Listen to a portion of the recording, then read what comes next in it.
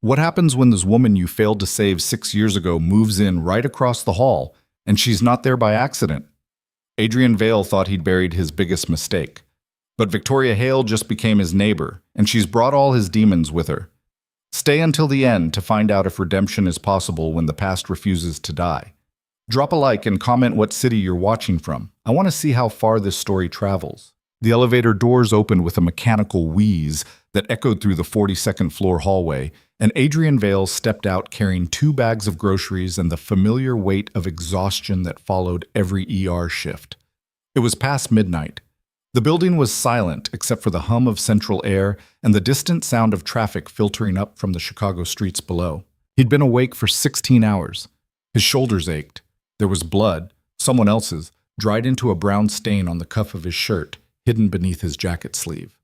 He'd forgotten to change before leaving the hospital again. The hallway stretched before him, sterile and impersonal, the kind of expensive emptiness that came with penthouses in buildings where privacy was purchased by the square foot.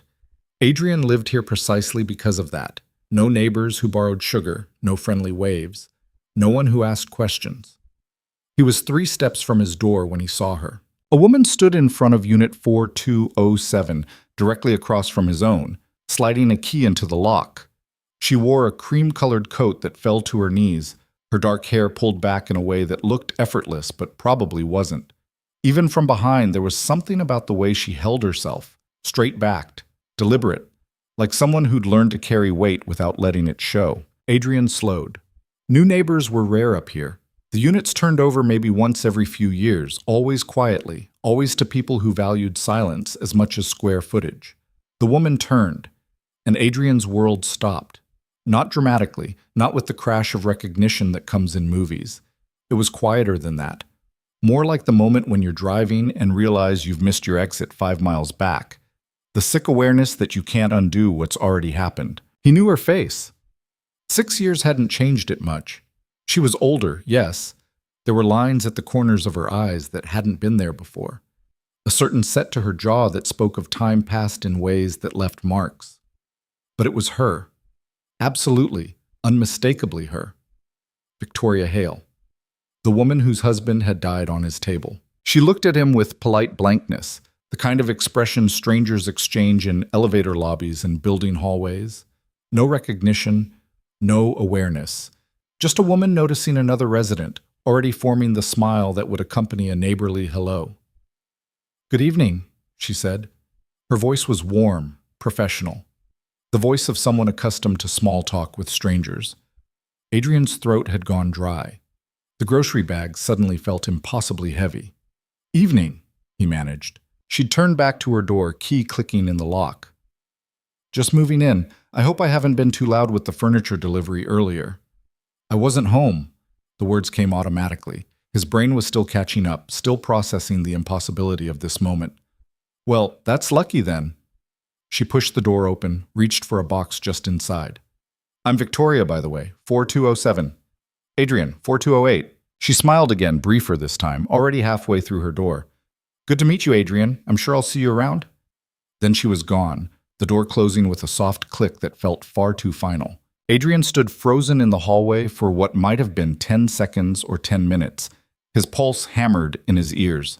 The grocery bags cut into his fingers. Somewhere in his mind, a voice was screaming that this wasn't possible, that the universe didn't work this way, that 6 years in a city of 3 million people should have been enough distance. But here she was, Victoria Hale. The woman who'd sat in that waiting room chair with her hands folded in her lap and her world ending behind her eyes, while Adrian had walked out to tell her that her husband hadn't made it. "I'm sorry, we did everything we could, the oldest lie in medicine, the truest one."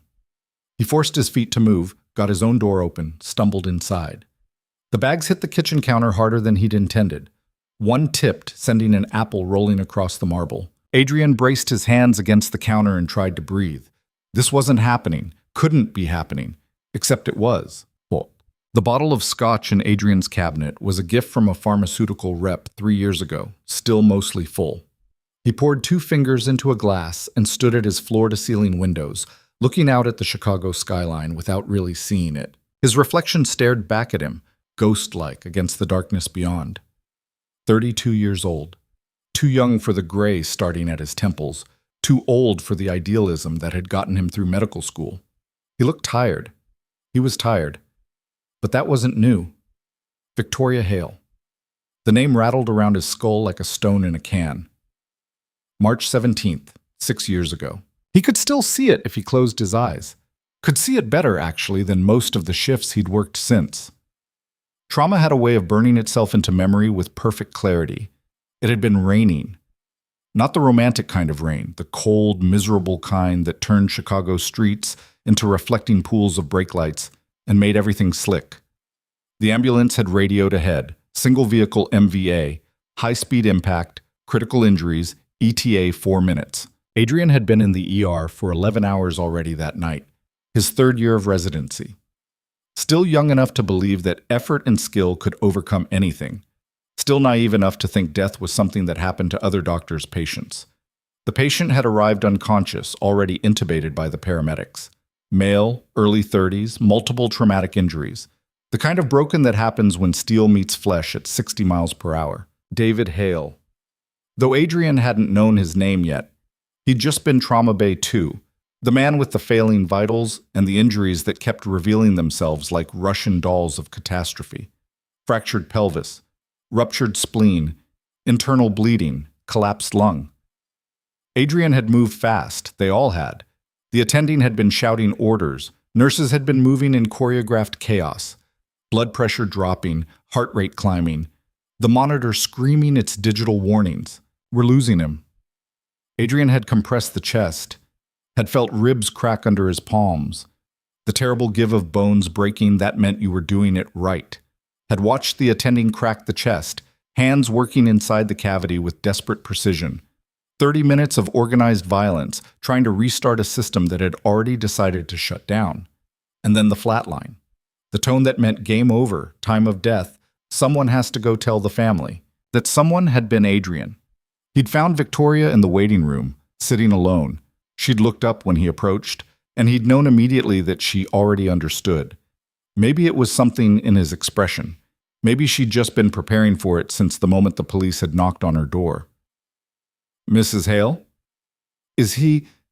She hadn't finished the question.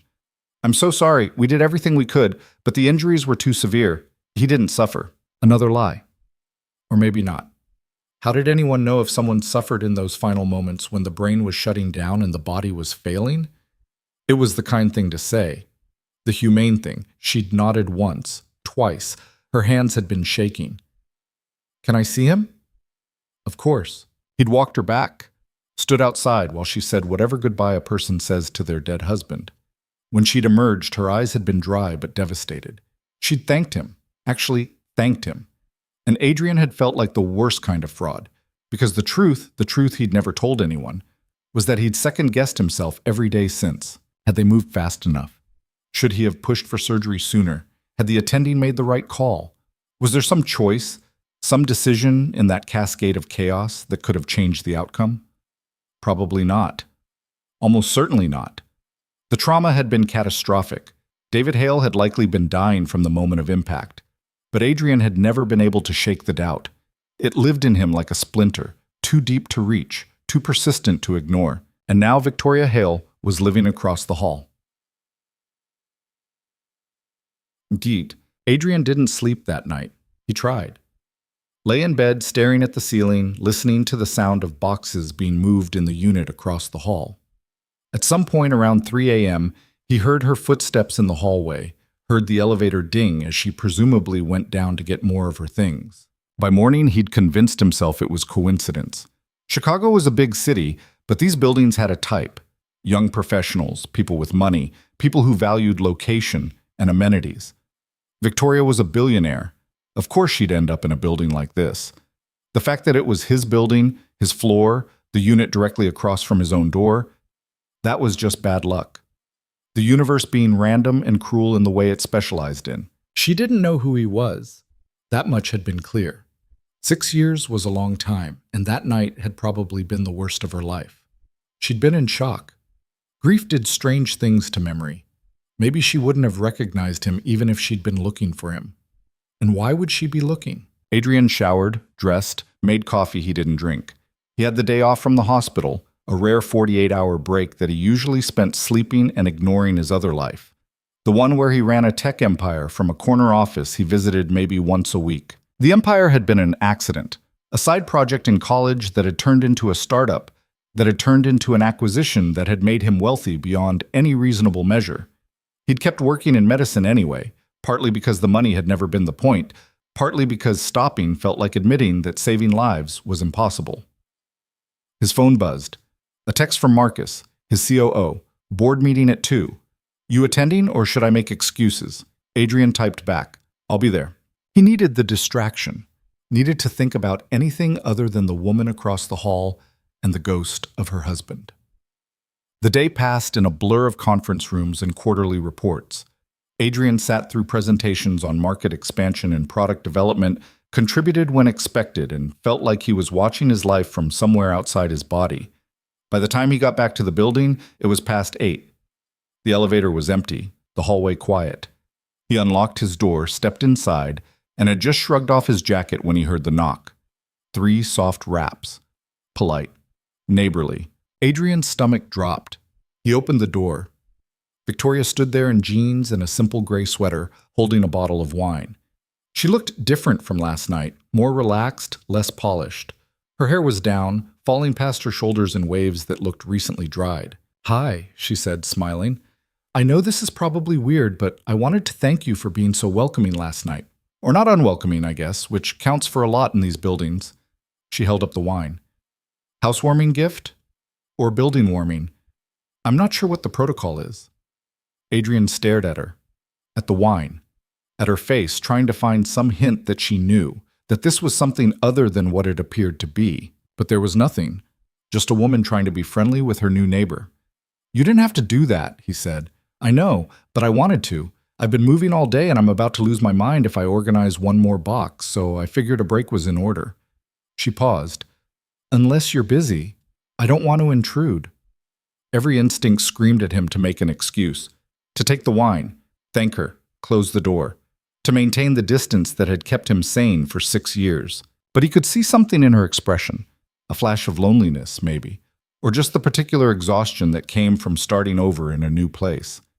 And despite everything, despite the screaming voice in his head telling him this was a terrible idea, Adrian found himself stepping aside. Come in. Victoria walked into his apartment with the careful attention of someone cataloging information without appearing to. Her eyes moved across the space, the minimalist furniture, the medical journals stacked on the coffee table, the framed photo of a little girl on the bookshelf. You have a daughter? She asked, gesturing to the photo. Yeah, Emma. She's 5. She's beautiful. Does she live with you? Part-time. I have her every other week. Victoria nodded, setting the wine on the kitchen counter. That must be hard. It works. Adrian grabbed 2 glasses from the cabinet, hyper-aware of every movement, every word. This was surreal. Impossible. He was pouring wine for the woman whose husband he'd failed to save, making small talk in his kitchen like they were normal neighbors with normal histories. So what brings you to the building? He asked, keeping his tone casual. Victoria accepted the glass he handed her. Change of scenery, mostly. I've been in the suburbs for the past few years, but it started feeling empty, too big, too quiet. I wanted to be back in the city, around people. She took a sip. What about you? How long have you been here? 4 years. And you're a doctor? I saw the journals. Adrian tensed. Yeah, ER physician. I work at Mercy General. That must be intense. It has its moments. She wandered toward the windows, looking out at the view. This is incredible. I don't think I'll ever get tired of this skyline. You get used to it. Maybe, but I hope not. She turned back to him. Do you like it? The work, I mean. It was an innocent question, the kind anyone might ask, but something in the way she asked it made Adrian's pulse quicken. Most days, he said carefully. And the other days? The other days are harder. Victoria studied him for a moment, her expression unreadable. Then she smiled, raising her glass slightly. To new beginnings, then, and to neighbors who tolerate unexpected wine deliveries. Adrian lifted his own glass, the irony of the toast cutting through him like a blade. to new beginnings. They talked for an hour. Small things, surface things. Victoria mentioned she'd worked in publishing, had sold her company a few years back. She asked about his daughter, about the neighborhood, about where to find good coffee nearby. She was easy to talk to, Adrian realized, funny in a dry way that caught him off guard, self-deprecating about her terrible sense of direction and her tendency to forget to eat when she was focused on something. She didn't mention her husband, didn't mention loss or grief or the shape of her life before this moment, and Adrian didn't bring it up. When she finally left, thanking him for the conversation and the company, Adrian closed the door and leaned against it, his heart racing. This was bad. This was worse than bad. Because despite everything, despite the history, despite the guilt, despite the voice in his head screaming that this proximity was dangerous, he'd enjoyed talking to her, had felt something shift in his chest when she laughed, had noticed the way she tucked her hair behind her ear when she was thinking, the way her eyes crinkled at the corners when she smiled. He was attracted to her, and that made him either the world's biggest idiot or the worst kind of person, possibly both. Over the next 2 weeks, Victoria became a fixture in Adrian's peripheral vision. He'd see her in the elevator, heading out for a run in the mornings. She'd wave from her doorway when he was coming home late from the hospital, sometimes with takeout containers in hand, sometimes looking as exhausted as he felt. They'd have brief conversations, nothing deep, just the small exchanges that neighbors made, but Adrian found himself looking forward to them in a way that felt both natural and deeply wrong. She was normal. That was the thing that threw him. Not the grieving widow he'd built up in his mind over the years. Just a woman trying to figure out her life, rebuilding after loss in the quiet way people did. One evening, he found her in the building's gym, running on a treadmill with an intensity that looked like meditation or exorcism. She'd waved when she saw him, pulled out an earbud. "Didn't know you used the gym," she'd said, slightly breathless. "Occasionally, when I remember." "Well, feel free to judge my form. I'm sure it's terrible." "Your form's fine," she'd laughed. "Liar, but I appreciate it." Another time they'd ended up in the elevator together at 6 a.m., both holding coffee cups, both looking like death. "Early meeting?" she'd asked. "Night shift? Just getting home." "You work nights too?" "Sometimes. The ER doesn't really believe in business hours." "I don't know how you do it. I'd fall apart." Adrian had shrugged. "You get used to it. The chaos becomes normal after a while." "Does it?" She'd looked at him then, something sharp in her gaze. "Get used to it, I mean. Or do you just get better at pretending?" The question had landed with unexpected weight. Adrian had found himself without a good answer. The elevator had dinged. 42nd floor. Victoria had stepped out, turning back briefly. "Sorry, that was too personal for elevator conversation. Blame the lack of sleep." "It's fine." But it wasn't fine, because the question had burrowed into him, settling next to all the other questions he couldn't answer. 3 weeks after Victoria moved in, Adrian was pulling a double shift when the call came in. MVA, multiple casualties, ETA 6 minutes. His stomach clenched. It always did with car accidents. Even after 6 years, even after hundreds of traumas, the sound of those words still sent him back to that night. The ambulance arrived. 2 patients, a teenage girl with a broken arm and lacerations, a middle-aged man with internal injuries that had the attending calling for the OR before the paramedics had finished their handoff. Adrian worked on the girl, setting the arm, cleaning the wounds. She was crying, asking about her dad in the next bay.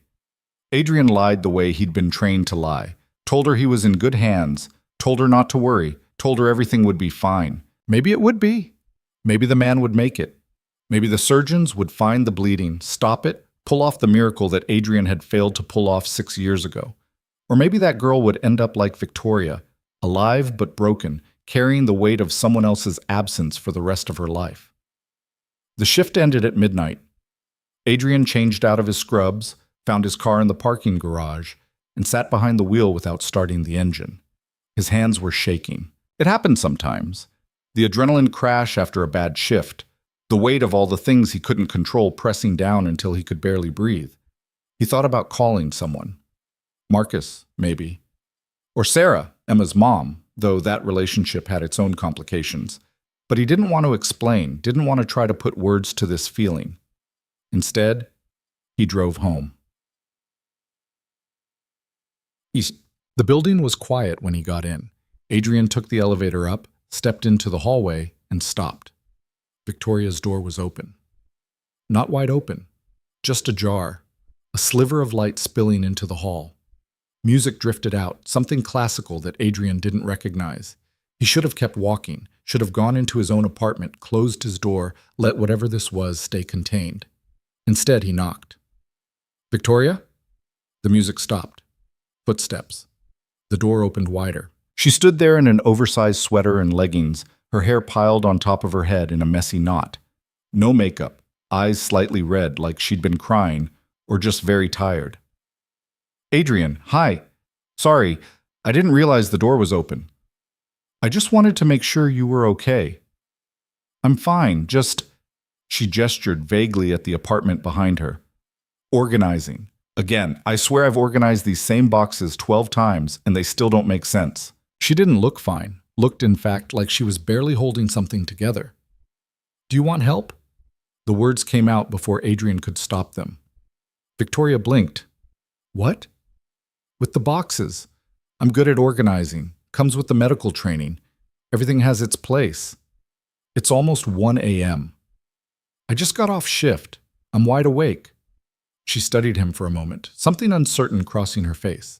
Then she stepped back, pulling the door open wider. "Okay. But fair warning, it's a disaster in here." Hold on. It was a disaster. Boxes everywhere, half unpacked, content spilling across furniture and floor, books mixed with kitchen supplies, mixed with what looked like framed photos still in bubble wrap. "I told you," Victoria said, almost apologetically. Adrian rolled up his sleeves. "Where do you want to start?" They worked in comfortable silence for a while, falling into a rhythm. Adrian would pull items from boxes. Victoria would direct him where they should go. Kitchen stuff to the kitchen, books to the built-in shelves, decorative items to the storage closet, until she figured out what to do with them. At some point, Victoria put the music back on, poured them both glasses of water, made a comment about how this was probably the weirdest neighborly interaction she'd ever had, and Adrian agreed. "So why medicine?" she asked, unpacking a set of ceramic bowls. "It seems like the kind of thing people do because they're trying to save the world, or prove something." Adrian carefully stacked books on a shelf, spine out. "Maybe both. Which one for you?" "Save the world, I guess. When I was younger." He paused. "Now it's more about, I don't know, showing up, doing the work." "That's honest." "You asked." Victoria smiled slightly. "I did. Sorry. I have a bad habit of asking questions I shouldn't." "Like what?" "Like why a billionaire still works night shifts in an ER when he doesn't have to." Adrian turned to look at her. "How did you know about that?" She didn't look embarrassed. Just matter of fact. "I Googled you. After you let me into your apartment that first night. Seemed like due diligence. Adrian Vale, tech entrepreneur, sold his company for an obscene amount of money, still works as a trauma physician. It's an interesting profile." "I'm not that interesting." "I think you are." She said it simply, no flirtation, just observation. "Most people in your position would have retired to a beach somewhere. You didn't. There's a story there. Maybe I just like the work. Maybe. Or maybe you're trying to earn something you don't think you deserve." The words hit harder than they should have. Adrian set down the book he was holding. "That's a hell of a thing to say to someone you barely know." "I know. I'm sorry." But she didn't sound sorry, sounded curious. "Am I wrong?" "I don't know. Are you?" Victoria looked at him for a long moment. Then she pulled another box toward her, breaking eye contact. "We should finish this before the sun comes up." They worked until almost 3. By the time they were done, the apartment looked less like a disaster zone and more like a place someone could actually live. Victoria collapsed onto her couch, surveying the transformation. "I can't believe we did that. You're a miracle worker." "Just efficient." "No, seriously, thank you. I've been avoiding this for days." She paused. "Can I ask you something? You've been asking me things all night. Fair. But this is different." She pulled her knees up to her chest, wrapping her arms around them. "Do Do you ever feel like you're just going through the motions? Like you're doing all the right things, but none of it means anything? Adrian sat down in the chair across from her. Sometimes. How do you deal with it? I don't know. Keep moving, I guess. Find small things that matter. My daughter, work, making sure I don't screw up too badly. That's a low bar. It's a realistic bar. Victoria laughed, but it was hollow. Maybe that's the trick. Lower expectations until you can't fail. That's not what I meant. I know. I'm just... She trailed off, shaking her head. Never mind. It's late. I'm being maudlin. Adrian should have left then. Should have said goodnight, gone back to his apartment, maintained the boundaries that were already blurring beyond recognition. But instead he heard himself say, "You're not being maudlin. You're being honest. There's a difference." Victoria looked at him, and for a moment something passed between them. Recognition, maybe, or just the acknowledgement that they were both carrying things they didn't talk about. "You should get some sleep," she said softly. "You've been up for, 24 hours? Something like that. Go, before I find more boxes for you to unpack." Adrian stood. "Good night, Victoria." "Good night, Adrian, and thank you, really." He made it back to his apartment, closed the door, and stood in the darkness of his living room, heart pounding. This was a mistake. All of it. Every conversation, every moment, every time he let himself forget who she was and what connected them. But he couldn't seem to stop. The next morning, Adrian woke to his phone ringing. Emma's face filled the screen. A photo from her last birthday, frosting smeared across her cheek. "Hey, sweetheart." "Daddy, guess what?" "What?" "I lost a tooth. The tooth fairy brought me $5. Adrian smiled despite his exhaustion. $5? That's a pretty good tooth. "I know. Mommy said it's because I was brave and didn't cry." A pause. "When are you coming to get me?" "Tomorrow. We'll have the whole week, remember? Can we go to the aquarium?" "If you want." I want to see the penguins." They talked for a few more minutes, Emma chattering about school and her friends and a drawing she'd made that she wanted to show him. When Sarah took the phone back, her voice was warm but tired. "She missed you." "I missed her too. How was your week?" "Long. She's been asking about the tooth fairy every day for a week. I'm pretty sure she's been trying to wiggle teeth loose that weren't ready." Adrian laughed. "Sounds about right." "You okay? You sound tired." "Just a long shift." "You're always on a long shift, Adrian." "I know." Sarah sighed. "Okay. Well, I'll have her ready tomorrow afternoon. Usual time?" "Yeah, thanks, Sarah." After they hung up, Adrian made coffee and tried not to think about how Victoria's apartment was directly across the hall. Tried not to think about the way she'd looked at him last night, the questions she'd asked, the feeling that she was seeing something in him he'd worked hard to keep hidden. He spent the day catching up on sleep and emails, avoiding the hallway. When he finally had to leave for a meeting with his board, he checked the peephole first, feeling ridiculous. The coast was clear. No Victoria, just an empty hallway and the familiar guilt of his own paranoia. That night, Adrian dreamed about the accident. It was never quite accurate in dreams. The details shifted, rearranged themselves. Sometimes David Hale's face was clear. Sometimes it was a stranger. Sometimes Adrian was doing CPR. Sometimes he was just watching, paralyzed, while the monitors screamed and the patient died. Tonight, Victoria was there, standing in the trauma bay, wearing the same clothes she'd had on when he'd told her about her husband's death. But instead of crying, she was just watching, staring at Adrian with those dark eyes like she was waiting for him to explain something. "Why didn't you save him?" "I tried." "Did you?" Adrian woke up at 4 a.m., covered in sweat, his heart racing. He got up, poured water he didn't drink, stood at the window looking out at the sleeping city. 6 years. 6 years, and the dream still came. 6 years and the doubt still lived in him like a second heartbeat. He'd done everything right. He knew that, intellectually. Knew that David Hale's injuries had been catastrophic, that survival had been statistically impossible. Knew that beating himself up was pointless. But knowing didn't help. The following week passed in a strange limbo. Adrian picked up Emma, and their time together was as chaotic and perfect as it always was. They went to the aquarium, made pancakes for dinner, built a blanket fort in the living room, and watched movies until Emma fell asleep against his shoulder. He didn't see Victoria during that week. She'd either been avoiding him or their schedules simply hadn't aligned. Adrian told himself he was relieved. When Emma went back to her mom's, the apartment felt too quiet. Adrian threw himself into work. Hospital shifts, board meetings, the endless treadmill of responsibility that kept him from thinking too hard about anything. But then, 11 days after the box unpacking marathon, he ran into Victoria in the lobby. She was coming in as he was heading out, wearing running clothes and earbuds, her face flushed from exercise. When she saw him, she pulled the earbuds out and smiled. "Stranger." "Hey, I feel like I haven't seen you in forever. How are you?" "Good, busy. Had my daughter for the week." "Right, Emma. How is she?" "Loud, energetic, perfect." Victoria laughed.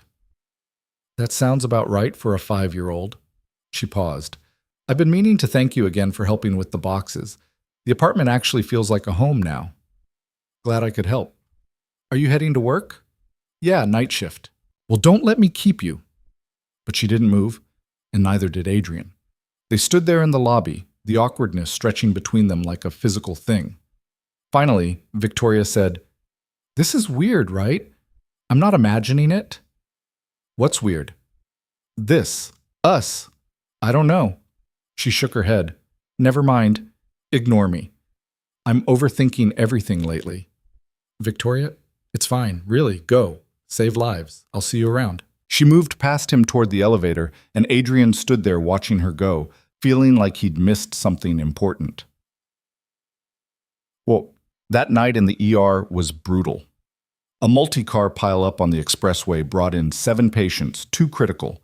Adrian worked for 6 straight hours, barely stopping to breathe, moving from one crisis to the next with the mechanical precision that came from years of training. By the time the shift ended, he was running on pure adrenaline and spite. He got home at 7 a.m., took the elevator up, and found Victoria sitting in the hallway outside his door. She looked up when he approached, and Adrian's exhausted brain struggled to process the image. "What are you doing out here?" "Waiting for you." She stood, brushing off her jeans. "I need to ask you something." Adrian's heart started pounding. "Okay." 6 years ago, you were working at Mercy General, right? In the ER? The world tilted. Adrian reached for the wall to steady himself. "Yes." "March 17th, do you remember that night?" And there it was. The moment Adrian had been dreading since the second he'd recognized her face. "Victoria, do you remember?" Her voice was steady, but her hands were shaking. She knew. Had known, maybe, all along. Adrian met her eyes. "Yes, I remember." Victoria nodded once, like he'd confirmed something she'd already been certain of. "We need to talk." Adrian's apartment had never felt smaller. Victoria sat on his couch, hands folded in her lap in a way that sent him straight back to that waiting room 6 years ago. Same posture, same careful composure, like if she held herself still enough, the world might stop falling apart. He'd made coffee neither of them was drinking. It sat on the table between them, cooling into irrelevance while the silence stretched thin. "How long have you known?" Adrian finally asked. Victoria looked up. Her eyes were dry, clear. "That you were the doctor." "About 3 weeks. I wasn't sure at first. You looked different than I remembered, but then I started putting pieces together. Your name, the fact that you still work at Mercy, the way you looked at me that first night in the hallway.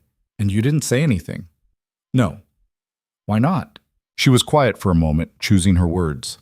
"Because I needed to be sure. And I needed to figure out what I was going to do with the information once I was."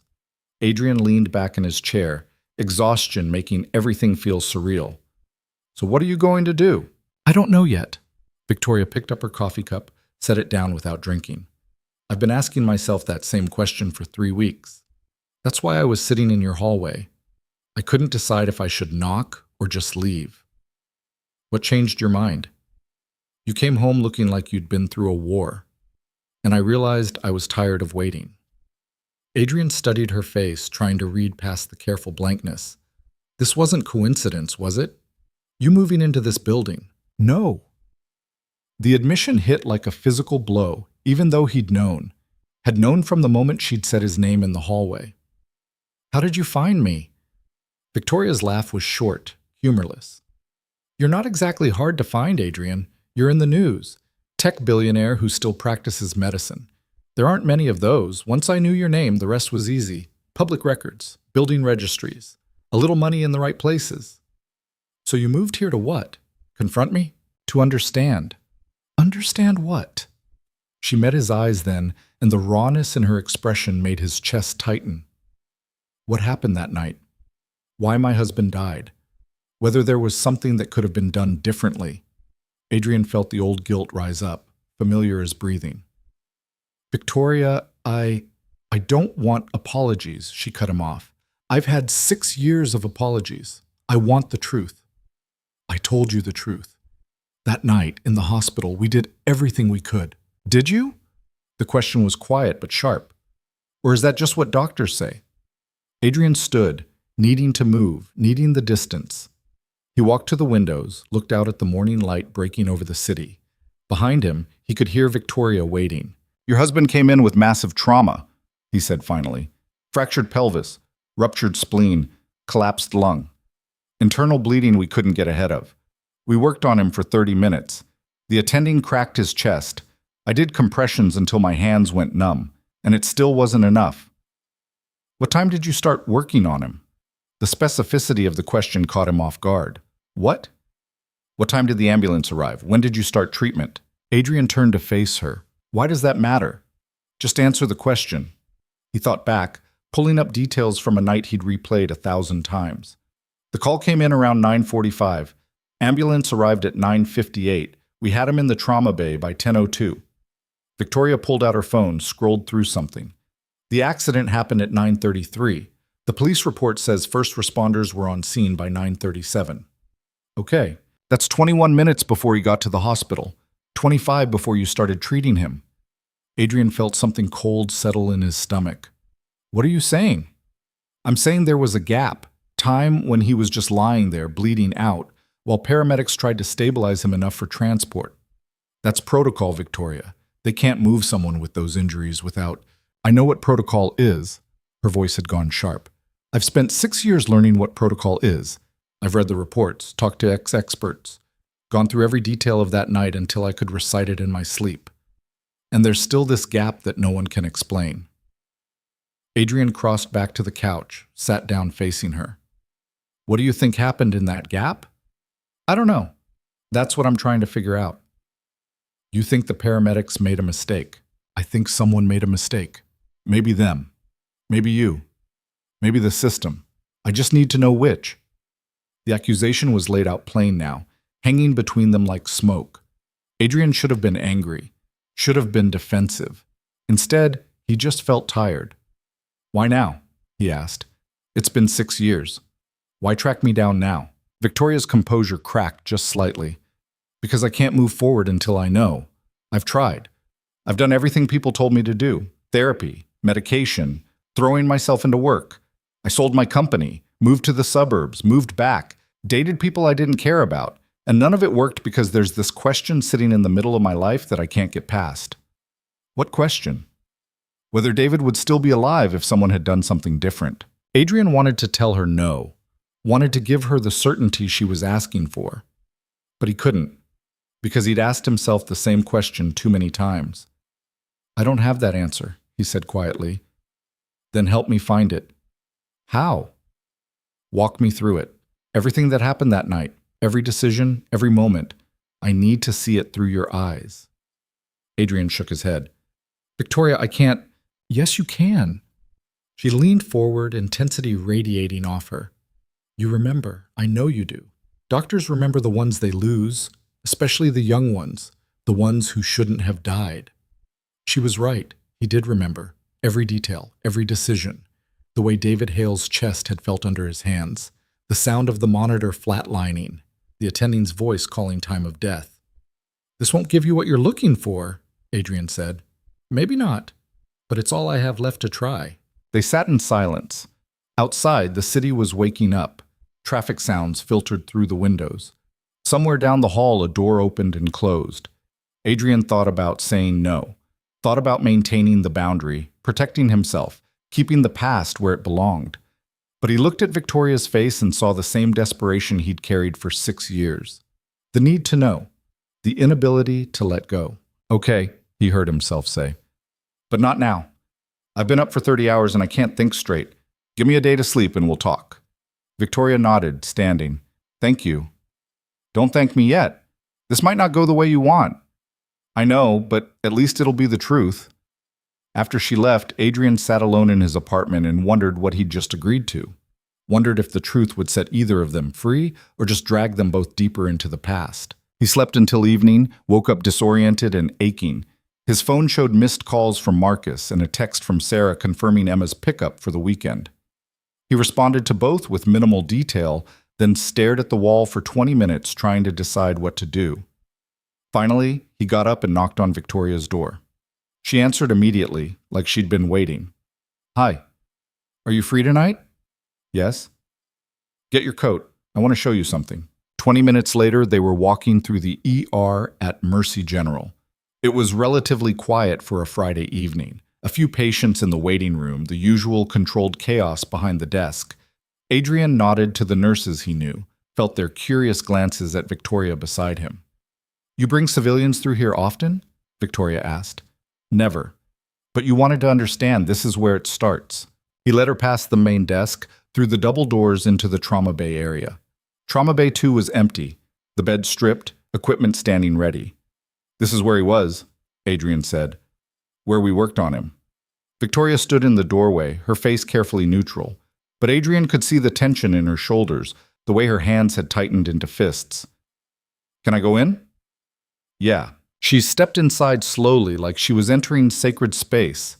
Her eyes moved across the room, the monitors, the equipment, the harsh fluorescent lights that made everything look too real. It's smaller than I imagined, she said. Most people think that. Where were you standing? Adrian moved to the side of the bed. Here. I was doing compressions. The attending was at the head, managing the airway. 2 nurses on the other side, running lines, monitoring vitals. Victoria walked around the bed, taking it in. And you worked on him for 30 minutes. 28 minutes from arrival to time of death. What stopped you? Why did you give up after 28 minutes? The question was blunt, almost accusatory. Adrian forced himself not to react. We didn't give up. His heart stopped responding. The bleeding was too severe. We transfused as much blood as we safely could. The attending made the call. And you agreed with it? I was a third-year resident. It wasn't my call to make. But if it had been? Adrian hesitated. This was the moment, the question he'd been avoiding for 6 years. I don't know, he admitted. Part of me wanted to keep going. Part of me knew it was futile. Which part won? The part that understood the attending had 30 years of experience, and I had 3. Victoria turned away, arms crossed over her chest. I hate that answer. Why? Because it's reasonable, and I don't want reasonable. I want someone to blame. The honesty of it hit Adrian hard. I know. Do you? Do you really? She spun back to face him. Because from where I'm standing, you get to move on. You get to save other patients. You get to go home to your daughter and your billions and tell yourself you did your best. I don't get any of that. You think I moved on? Didn't you? No. The word came out harder than he'd intended. I think about that night constantly. I second-guess every decision. I wonder if I missed something, if I could have pushed harder, if I should have spoken up even though I was just a resident. So no, Victoria.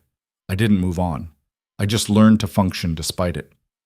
The anger drained from her expression, replaced by something softer.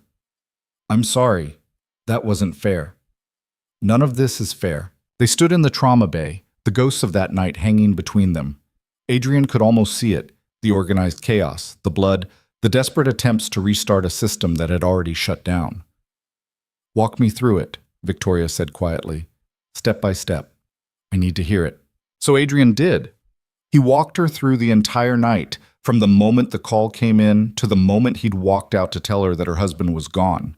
He didn't spare details, didn't soften the reality of what trauma medicine looked like, told her about the blood, the broken bones, the way David's vitals had crashed despite everything they'd done. Victoria listened without interrupting, her face growing paler but her attention never wavering. When he finished, she was quiet for a long time. 28 minutes, she finally said. That's all the time he had. Yes. And there was nothing you could have done differently. I don't know, probably not, but I'll never be completely sure. Victoria looked at him, really looked at him, and Adrian saw understanding dawn in her expression. You carry it too. Yeah, the not knowing. Every day. She nodded slowly like something had clicked into place. I thought you'd be defensive. Thought you'd try to convince me it wasn't your fault. It might have been. Might not have been. The truth is somewhere in the middle. That's a terrible answer. It's the only honest one I have. They left the hospital after that, walked back to Adrian's car in silence. The drive home was quiet, both of them lost in their own thoughts. It wasn't until they were in the elevator heading up to their floor that Victoria spoke again. Thank you for showing me that. Did it help? I don't know yet. Maybe. The elevator dinged. 42nd floor. They stepped out into the hallway, stopped between their two doors. Can I ask you something? Victoria said. Sure. Why do you still work there at the hospital? You don't need the money. You could do anything. Adrian thought about the question, about all the answers he'd given over the years, the ones about purpose and calling and making a difference. But standing here with Victoria, he found himself telling the truth. Because stopping feels like admitting defeat, like saying some lives aren't worth fighting for. Even when you lose them anyway. Especially then. Victoria reached out, touched his arm briefly. You're a better person than I gave you credit for. I'm really not. Yeah, you are. She pulled her keys from her pocket. Good night, Adrian. Good night. But neither of them moved. They stood there in the hallway, caught in the strange gravity that had been building between them for weeks. This is complicated, Victoria said. Very. We should probably stop, put distance between us. Forget any of this happened. Probably. But you don't want to. It wasn't a question. Adrian met her eyes. No, I don't. Me neither. She smiled, sad and small. We're probably making a huge mistake. Almost definitely. Okay then. Victoria unlocked her door, paused in the doorway. Same time tomorrow? I have more questions. I'll be here. Over the next week, Victoria's questions became a routine. She'd knock on Adrian's door after his shifts, and they'd sit in his living room going over details of that night. She'd pulled the accident report, the paramedic logs, the hospital records, had everything spread across his coffee table like evidence in a trial. At first, Adrian had been defensive, felt like he was being interrogated. But gradually, he realized Victoria wasn't looking to blame him. She was looking to understand.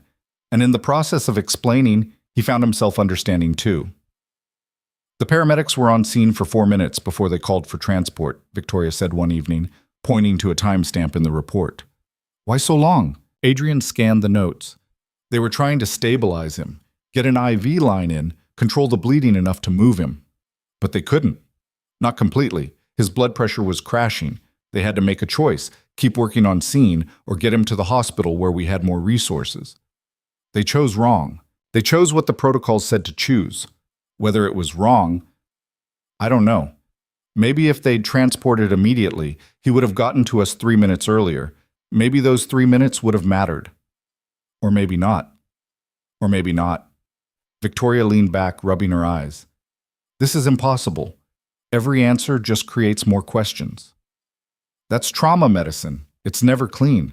I'm starting to see that. She looked exhausted. They both did. It was past midnight, and they'd been at this for hours. Adrian got up, grabbed 2 beers from his fridge. Here, you look like you need this. Victoria accepted the bottle, took a long drink. I'm becoming obsessed again. I can feel it happening. Then stop. We can stop whenever you want. I don't want to stop. That's the problem. She set the beer down. Do you know what the worst part is? I'm starting to accept that there might not be an answer, that David died because of a combination of factors that no one could control. And accepting that feels like giving up on him. It's not giving up, it's reality. Reality sucks. Adrian laughed despite himself. Yeah, it does. Is this how you cope? Just accepting that sometimes things are out of your control? I try to. Doesn't always work. Victoria studied him over her beer. You're not what I expected. What did you expect? I don't know. Someone more arrogant, maybe? More defensive? Someone who'd tell me to get over it and move on. Would it help if I did? No. but at least I could hate you properly. You don't hate me. She was quiet for a moment. No, I thought I would. Spent 6 years building up this image of the doctor who let my husband die. But you're just a person, doing your best with impossible situations. That's generous. It's accurate. She paused. Can I tell you something? Sure. I think I moved here for the wrong reasons. I thought if I could prove someone made a mistake, I'd feel better. Like finding blame would give me closure. But the more I dig into this, the more I realize there's no villain in this story. Just bad luck and physics and the human body failing despite everyone's best efforts. Adrian felt something loosen in his chest. So what are you going to do? I don't know. Keep asking questions, I guess. Until I run out of them. She met his eyes. Is that okay? I know this is probably hell for you. It's not great, Adrian admitted, but it's also cathartic, maybe. I've never talked about that night with anyone, never processed it out loud. We're a mess, aren't we? Absolutely. Victoria smiled, and for the first time since Adrian had met her, it reached her eyes. Well, at least we're a mess together. They kept meeting. The questions gradually shifted from clinical details to broader conversations about life and loss, and how people survived impossible things.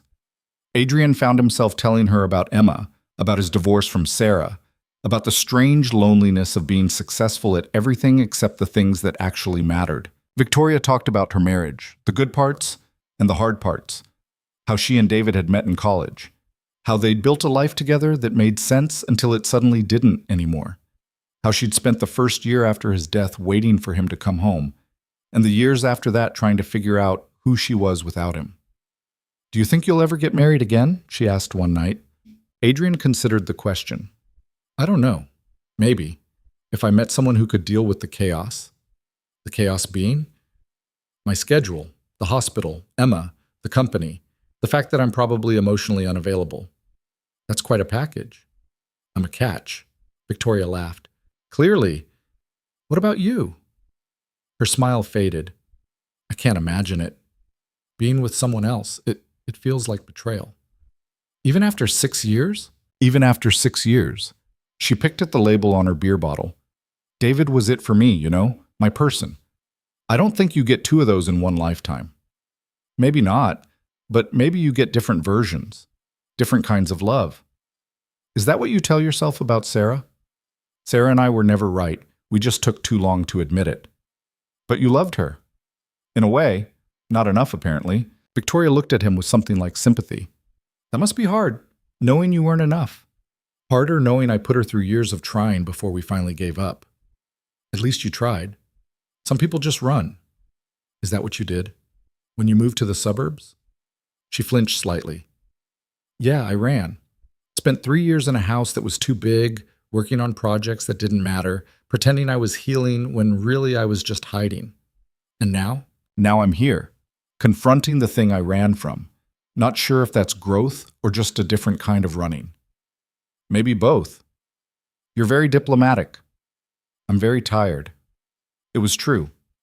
The late nights with Victoria, combined with his hospital shifts and Emma's visits, were catching up with him. He felt stretched thin, running on fumes and coffee. But he didn't want to stop. There was something addictive about these conversations, about the honesty they'd built between them. Victoria didn't treat him like Dr. Vale or Adrian Vale, billionaire philanthropist. She treated him like a person who'd made mistakes and was trying to live with them. And somewhere along the way, the guilt had started to shift into something else, something that felt dangerously close to connection. One evening, Marcus cornered Adrian in the parking garage after a board meeting. You look like hell. Thanks. You always know how to make me feel better. I'm serious. When's the last time you slept more than 4 hours? Adrian unlocked his car, tossed his briefcase in the back. I'm fine. You're not fine. You're running yourself into the ground. Marcus leaned against the car. What's going on? And don't tell me it's just work. I know your schedules. Something else is eating at you. Adrian debated lying, decided he was too tired. Remember the patient I told you about? The one from 6 years ago? The trauma case you couldn't save? His widow moved into my building. Marcus stared at him. You're kidding. I wish. Wow. That's either cosmic coincidence or really bad luck. It's not coincidence. She tracked me down, moved there on purpose. Why? She wants answers about that night, wants to know if there was a mistake. And you're giving them to her. I'm trying to. Marcus was quiet for a moment. Adrian, that's a terrible idea. I know. No, I mean, it's a legally terrible idea. What if she decides to sue? What if this is all building towards some kind of malpractice claim? Adrian hadn't thought about that. The statute of limitations is long past. Maybe, but you're still exposing yourself, admitting doubt, questioning decisions. That's exactly what our lawyers tell you never to do. I don't care. You should care. Why? Because it might cost me money? I have more money than I could spend in 3 lifetimes. I'm not going to hide behind lawyers and legal strategy when someone deserves the truth. Marcus sighed. Is that what this is? Justice? Or is there something else going on? What's that supposed to mean? It means I've known you for 15 years, and I've never seen you this torn up about someone. Even Sarah didn't get under your skin like this. It's not like that. Isn't it? Adrian didn't answer, couldn't answer, because he wasn't sure anymore what this was or what it was becoming. Just be careful, Marcus said finally. Grief does weird things to people. Makes them look for connections that aren't real, answers that don't exist. I know. Do you? Adrian got in his car without responding, drove home with Marcus's words circling his head like birds of prey. But when he got back to his apartment and saw the light under Victoria's door, he knocked anyway. She opened it wearing sweatpants and an old t-shirt, her hair piled on top of her head. Hey, I wasn't expecting you tonight. Can I come in? Of course. Her apartment had transformed over the weeks. Personal now. Photos on the walls, books on the shelves, a life taking shape in the space. I had a thought, Adrian said, about the night David died. Victoria's expression sharpened. What kind of thought?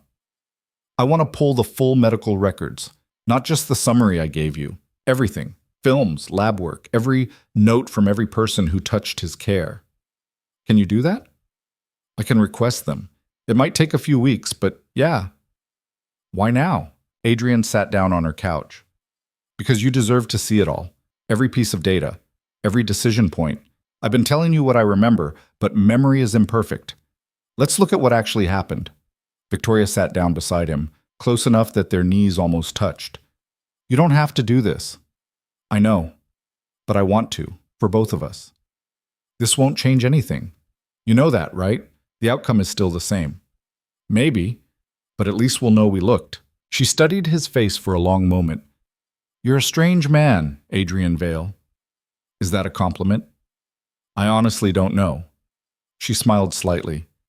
But thank you for caring enough to keep looking. You're welcome. They sat in comfortable silence, the kind that only happened between people who'd spent too many hours talking and had learned to be quiet together. Finally, Victoria said, Can I ask you something personal? Haven't you been doing that for weeks? This is different. She hesitated. Do you ever wonder what would have happened if we'd met some other way, without all this history between us? The question hung in the air between them, dangerous and loaded. Sometimes, Adrian admitted, and I think it would be easier, less complicated. But not better? He looked at her, really looked at her, at the woman who'd invaded his building and his life and forced him to confront the thing he'd been running from for 6 years. I don't know, maybe the complication is the point. Victoria's eyes held his. That's a very philosophical answer. I'm very tired. You're always very tired. Occupational hazard. She laughed and the tension broke, but something had shifted between them. Some line had been crossed that neither of them could uncross. Adrian stood. I should go. Let you get some sleep. Adrian? He turned back. I'm glad you moved here first, to this building. I'm glad it was you I found. The words settled over him like a weight and a gift at the same time. Me too, he said quietly. Back in his own apartment, Adrian stood at the windows and watched the city lights blur together. He was in trouble, deep trouble, the kind that didn't have easy solutions or clear exits, because Victoria Hale had stopped being the woman whose husband he'd failed to save. She'd become something else entirely. Someone he looked forward to seeing, someone whose opinion mattered, someone who made him want to be honest about the things he usually kept buried, and he had no idea what to do about that. His phone buzzed. A text from Victoria. "Thank you for tonight, for all of it. Sleep well?" Adrian typed back, "You too," then added, "See you tomorrow?" Her response came immediately, "Always." And that single word terrified him more than anything else that had happened in the past month, because always implied a future, and Adrian wasn't sure they had one that didn't end in disaster. The medical records arrived on a Tuesday afternoon, delivered to Adrian's office in 3 thick manila envelopes that felt heavier than they should have. He'd requested them 2 weeks earlier, gone through the proper channels, signed the release forms as both the attending physician of record and with Victoria's written authorization. Now they sat on his desk like evidence at a crime scene, waiting to reveal secrets that might not exist. Adrian didn't open them immediately. Instead, he stared at the envelopes and wondered if Marcus had been right, if this whole thing was a mistake dressed up as closure. His phone rang. Victoria's name flashed on the screen. "They came," he said without preamble. "I know. I got the notification email." A pause. "Are you going to look?" "I don't know." "Are you sure you want me to?" "I've never been less sure of anything in my life, but yes." Adrian pulled the first envelope toward him, broke the seal. "Okay, I'm opening them now." "Wait." Victoria's voice was sharp. "Not over the phone. Can I come over tonight? I want to see them with you."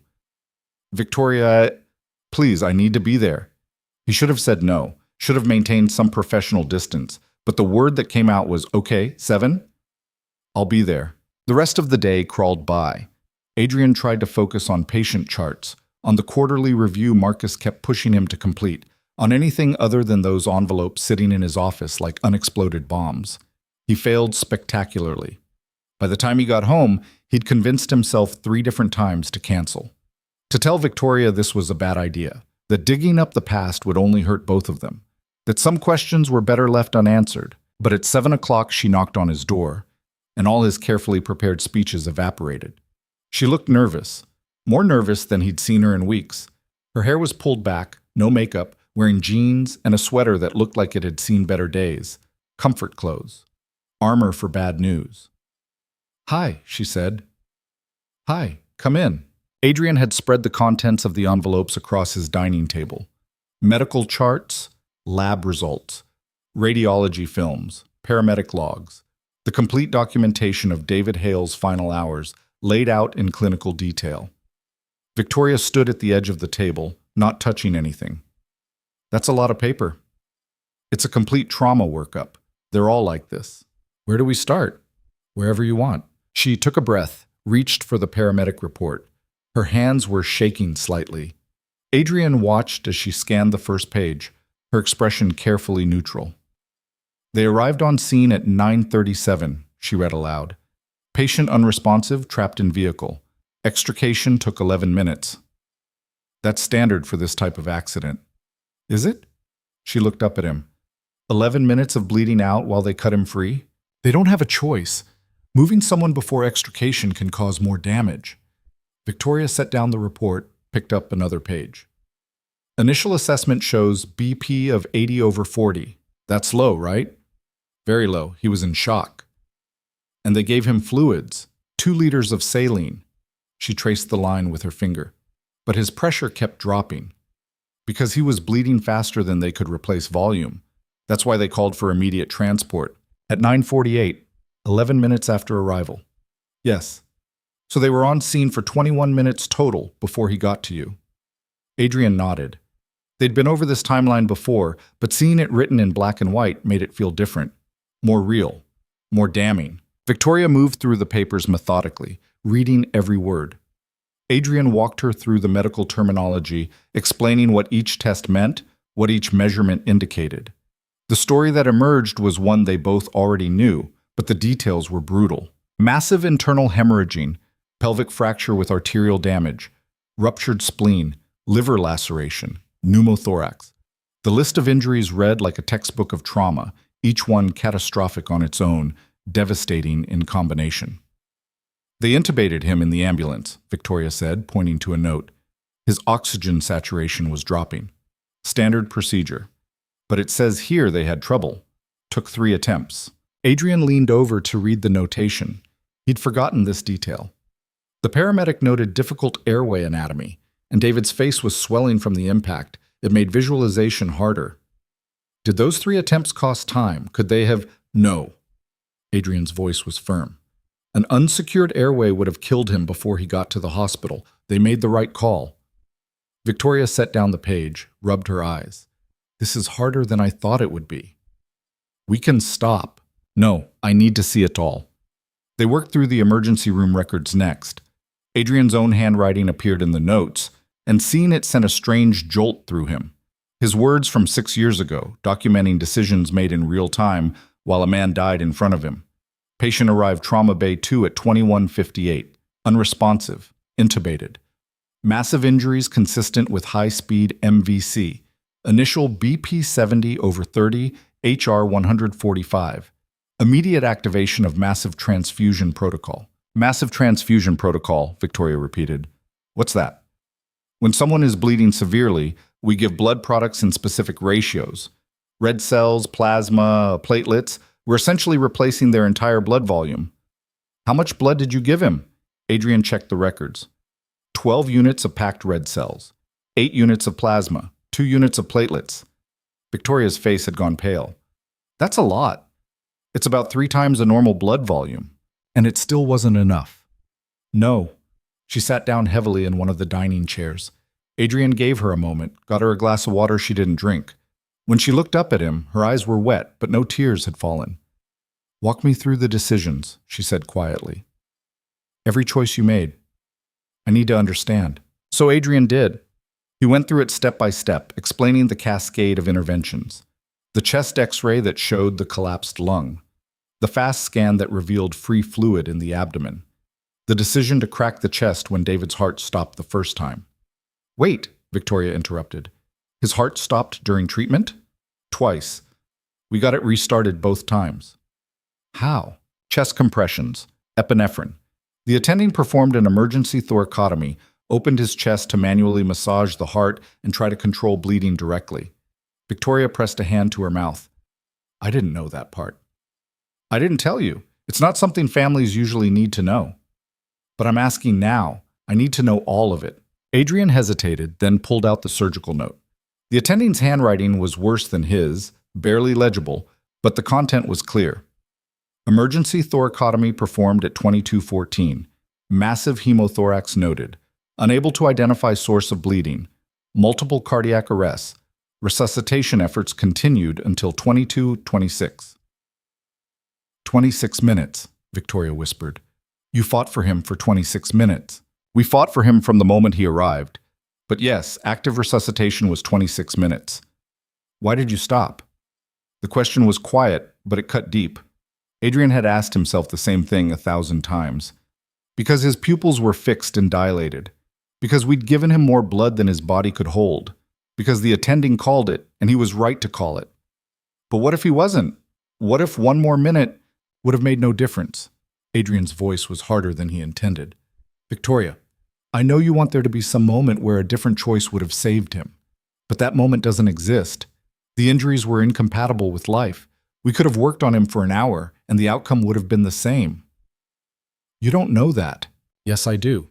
That's what these records show. That's what the science shows. I'm sorry, but your husband was dead the moment his car hit that barrier.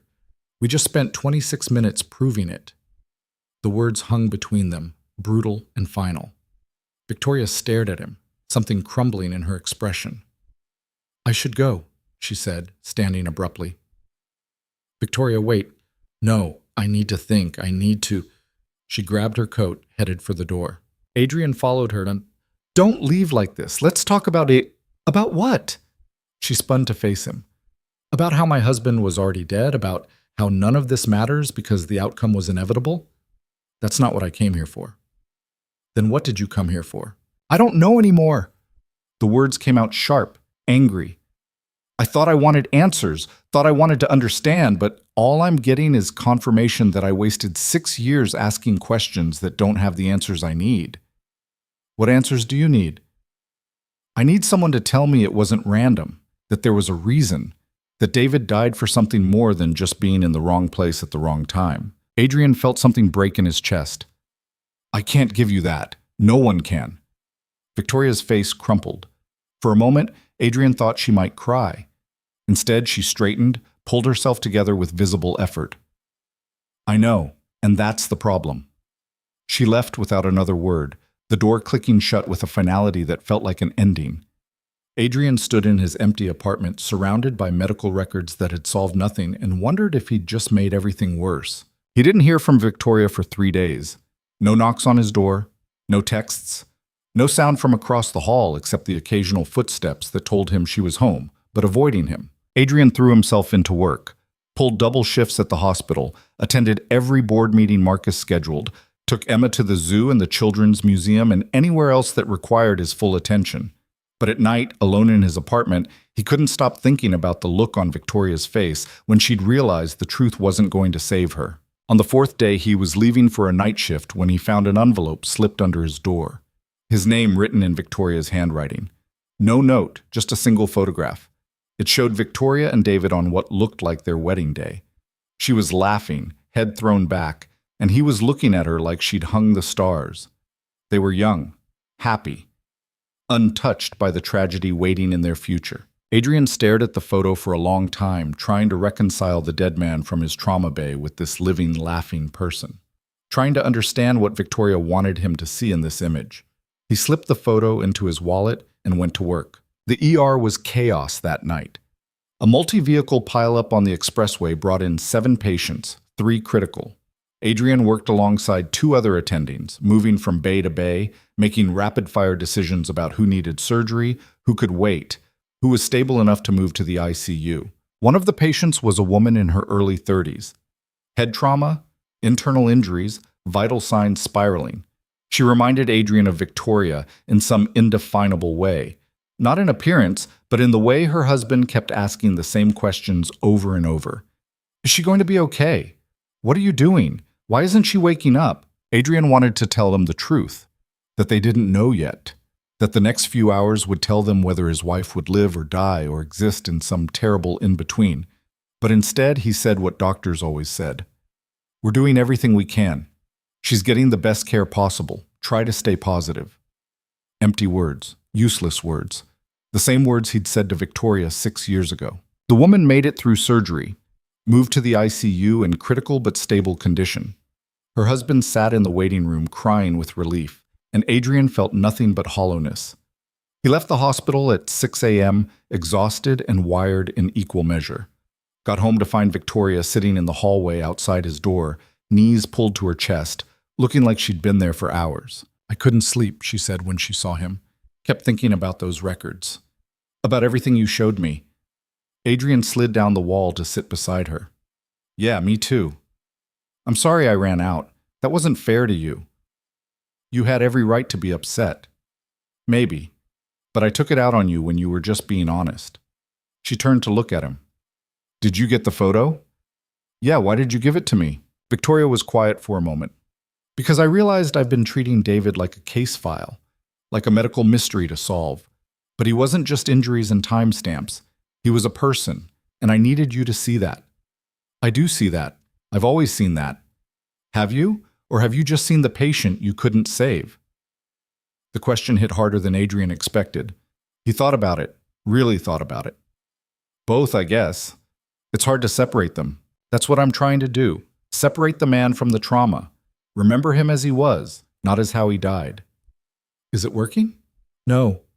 She laughed, bitter. I keep trying, but all I can see is that hospital room. All I can think about is those 26 minutes when you were fighting to save him. It's like his whole life got reduced to that final half hour, and I hate it. Adrian shifted to face her. Then let's change that. Tell me about him, not about the accident, about who he was. Victoria looked surprised. What do you want to know?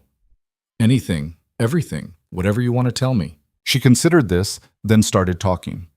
Slowly at first, then with gathering momentum.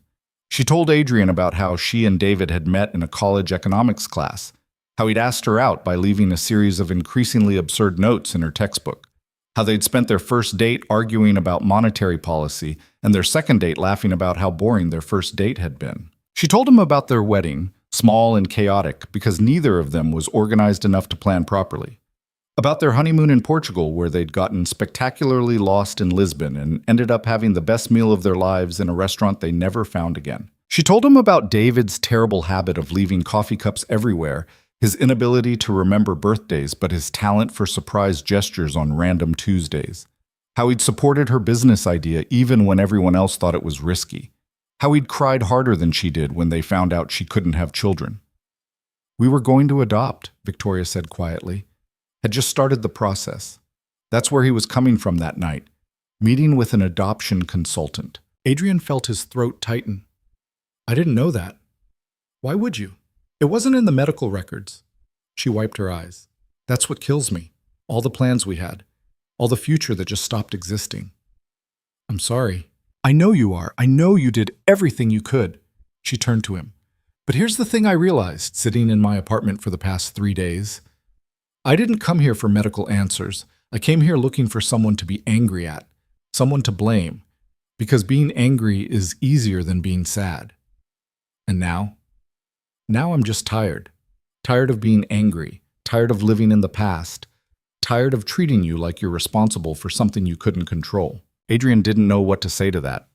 They sat in silence, the hallway slowly brightening as sunrise filtered through the windows at the end of the corridor. "Can I tell you something?" Adrian finally said. "Please? I think about your husband more than any other patient I've lost. Not because the case was unusual or because I made mistakes, but because you were there. Because I had to look you in the eye and tell you the worst news of your life. And I've carried that with me every day since." Victoria reached over, took his hand.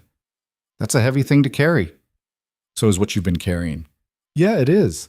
They sat there holding hands in the hallway like two people who'd survived the same shipwreck. Neither of them spoke. There was nothing left to say that hadn't already been said. Eventually, Victoria stood, pulling Adrian up with her. "I need to show you something. Will you come with me?" "Where?" "My place. There's something I've been avoiding dealing with. I think I'm ready now." Adrian followed her across the hall. Victoria's apartment was dark, curtains drawn. She turned on a single lamp, then disappeared into her bedroom. When she came back, she was carrying a cardboard box. "I haven't opened this since I moved in," she said, setting it on the coffee table. "Haven't opened it in years, actually. It's David's things, from his office at work. They sent it to me after the funeral, and I just couldn't. You don't have to do this now." "Yes, I do. I'm tired of being afraid of the past." She opened the box. Inside were the ordinary artifacts of a professional life. Framed photos, a desk nameplate, a coffee mug that said "World's Okayest Economist," business cards, a day planner with notes in handwriting that had stopped abruptly on March 17th.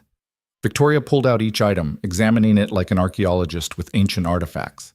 Adrian watched, saying nothing, just being present. "He loved this mug," Victoria said, holding it up. "Bought it as a joke, but actually used it every day. Claimed it lowered expectations so he could exceed them. Smart strategy." That was David, always thinking 3 steps ahead. She set down the mug, picked up a framed photo. This was from a conference in Singapore. He hated conferences but loved travel, so he'd always extend them into mini vacations. "Did you go with him?" "When I could. We were both so busy with work, always planning to slow down later, take that big trip, spend more time together." Her voice cracked. "Later never came." Adrian moved to sit beside her. "I'm sorry." "Me too." She set down the photo, pulled out a notebook, flipped through pages of notes that probably meant nothing to anyone but David. "You know what the worst part is? I can feel myself forgetting. Little things. The exact sound of his laugh, the way he smelled, what he looked like first thing in the morning. It's all getting fuzzy, and I hate it because it feels like losing him twice." "That's normal. Memory fades. It doesn't mean you loved him less. Doesn't it, though?" Victoria looked at him, her eyes bright with unshed tears. "Because I've been spending all this time with you, and there are hours when I don't think about David at all, when I'm just living my life like he never existed, and that feels like the worst kind of betrayal." "Victoria, I know what you're going to say, that he'd want me to move on, that life goes on, that 6 years is long enough to grieve." She laughed hollowly. "Everyone says that. My therapist, my friends, my family, but none of them understand that moving on feels impossible when you don't know why it happened, when there's no meaning to grab onto. Adrian took the notebook from her hands, set it aside.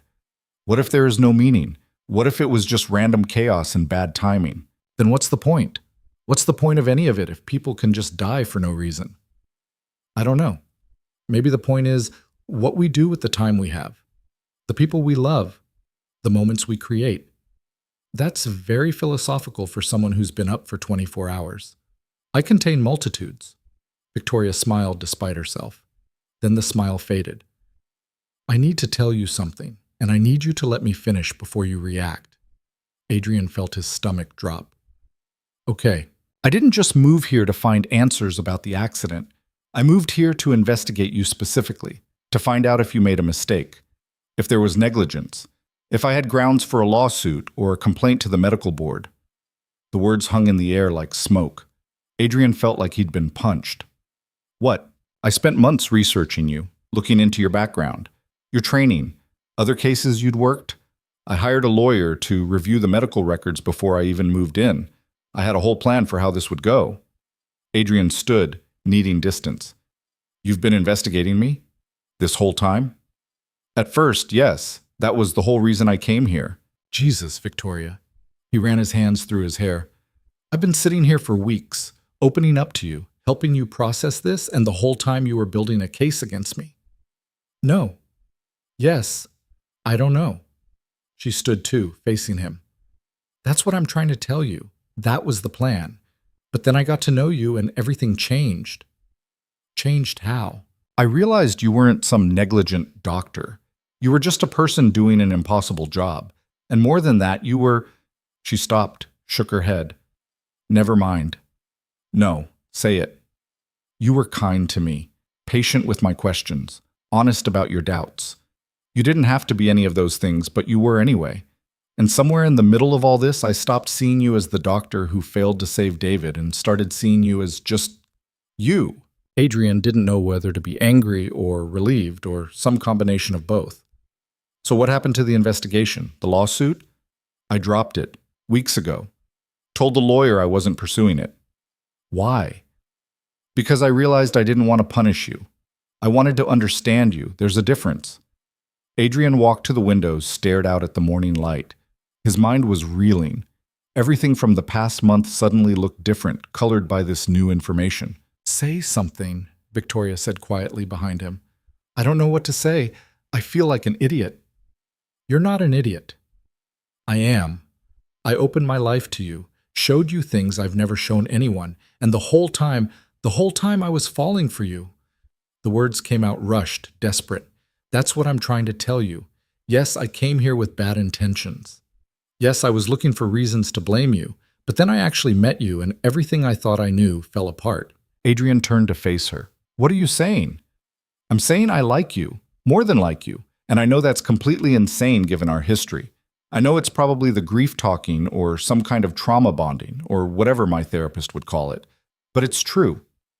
Victoria, let me finish. Please. She took a breath. I've spent 6 years frozen, unable to move forward because I was stuck in the past. And then you came along, or I came along to you, I guess, and for the first time since David died, I felt something other than grief. I felt alive. And yes, it's complicated and messy and probably wrong on about 17 different levels. But it's also real. Adrian stared at her, his heart pounding. I don't know what to do with this. You don't have to do anything. I just needed you to know. Needed to be honest about all of it. The investigation, the anger, She gestured helplessly between them. Whatever this is a disaster waiting to happen. I know. You came here to sue me. I know. I failed to save your husband. I know that too. Victoria moved closer. But none of that changes how I feel when I'm with you. How much easier it is to breathe when you're around. How much I look forward to our conversations, even when they're painful. Adrian wanted to argue, wanted to list all the reasons this was impossible. But standing there looking at Victoria, seeing the raw honesty in her expression, he found he couldn't. Because he felt it too, had been feeling it for weeks. The pull toward her, the way she'd worked her way into his thoughts. The realization that he'd started measuring his days by whether or not he'd see her. "I think you're right," he said quietly.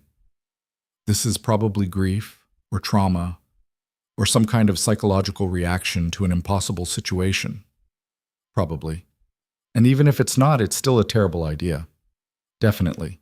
So we should stop. Put distance between us. Go back to being just neighbors." "We should." Neither of them moved. "Why aren't we stopping?" Victoria asked. "I have no idea." She smiled, sad and small. "We're a mess, aren't we?" "The biggest mess I've ever seen, and I work in a trauma bay." Victoria laughed, and the sound broke something open in Adrian's chest. Before he could think better of it, before his rational brain could list all the reasons this was wrong, he closed the distance between them. "This is a mistake," he said. "I know," Victoria whispered. "We're going to regret this." "Probably. I'm going to kiss you anyway." "Okay." And he did. Soft and careful, like she might break, like they both might break. Victoria's hands came up to his face, and she kissed him back with a desperation that matched his own. When they finally pulled apart, both breathing hard, Adrian rested his forehead against hers. "We can't do this," he said. "I know. This is going to end badly. I know." "So what do we do?" Victoria pulled back to look at him. "I don't know. But I'm tired of living in the past, tired of being afraid. Maybe we fail. Maybe this is the worst decision either of us ever makes. But at least we'll have tried." Adrian wanted to argue, wanted to be the responsible one. But he was so tired of being responsible, tired of carrying guilt and doubt and the weight of decisions made in impossible circumstances. So instead of arguing, he kissed her again. And for the first time in 6 years, he let himself stop thinking about what he should do and just did what he wanted. Outside, the city woke up around them. Inside Victoria's apartment, surrounded by the artifacts of her dead husband's life, they made the kind of choice that couldn't be unmade. And neither of them knew if it would save them or destroy them both. Reality set in about 3 hours later, when Adrian woke up on Victoria's couch with her curled against his chest and sunlight streaming through windows he'd forgotten to close. His back ached from the awkward position. His phone was buzzing somewhere on the floor, and the weight of what they'd done settled over him like concrete. Victoria stirred, opened her eyes. For a moment, neither of them spoke. Then she said, "We really did that." "Yeah." "Are you freaking out?" "Completely. You?" "Absolutely." She sat up, running her hands through her hair. "But I don't regret it." Adrian wanted to say the same. Wanted to be the kind of person who could kiss someone and not immediately catalog all the ways it was going to fall apart. But his phone was still buzzing. Reality was creeping back in, and the medical records were still scattered across Victoria's coffee table like evidence of their shared insanity. "I need to get that," he said, reaching for his phone. 4 missed calls from the hospital. 3 texts from Marcus. 1 from Sarah asking if he could take Emma an extra day this week because something had come up. The hospital text was marked urgent. Multi-vehicle accident incoming. All hands needed. ETA 15 minutes. "I have to go," Adrian said, already standing. Victoria nodded, pulling a blanket around herself. "Of course, go." He hesitated at the door. "We need to talk about this. About what happens now." "I know, but later. People need you." Adrian wanted to kiss her goodbye, wanted to do something to acknowledge what had shifted between them. Instead, he just said, "Later," and left. The ER was chaos when he arrived. 6 patients from a pile-up on Lakeshore Drive, 2 critical. Adrian moved through it on autopilot, his mind split between the trauma bays and the woman across the hall from his apartment who'd just turned his entire life sideways. One of the patients was a teenage boy with internal bleeding, scared, crying for his mother, vitals crashing.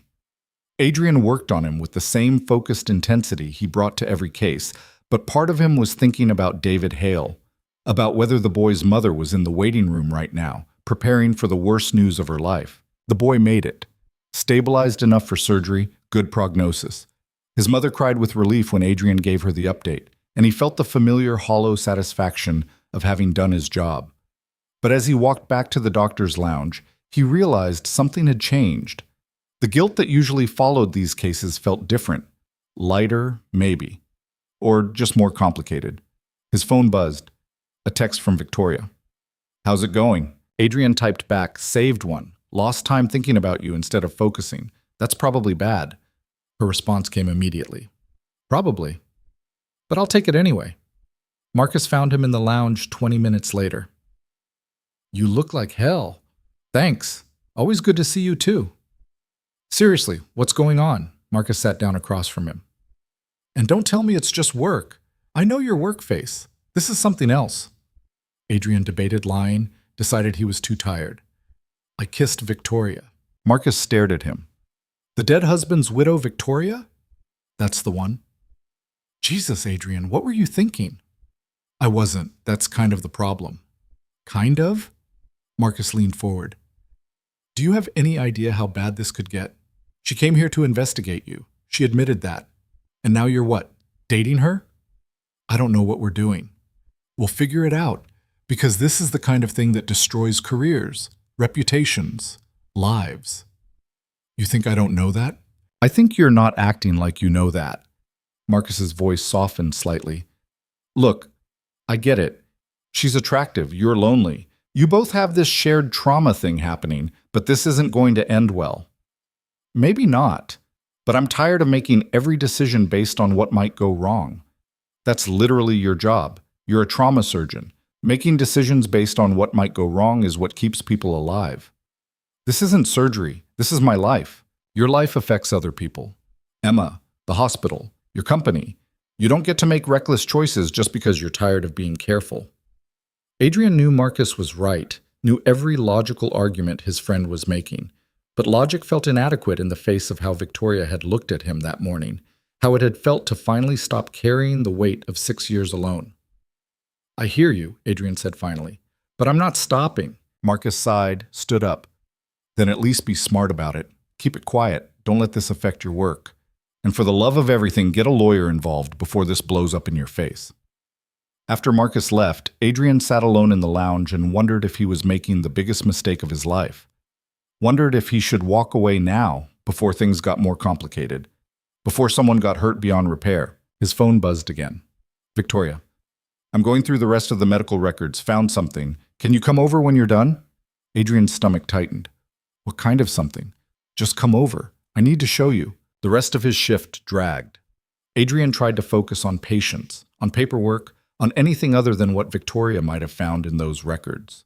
But his mind kept circling back, running through possibilities, trying to prepare for whatever new revelation was waiting. He got to Victoria's apartment just after 8 p.m. She opened the door looking like she'd been crying, medical records spread across every available surface. What did you find?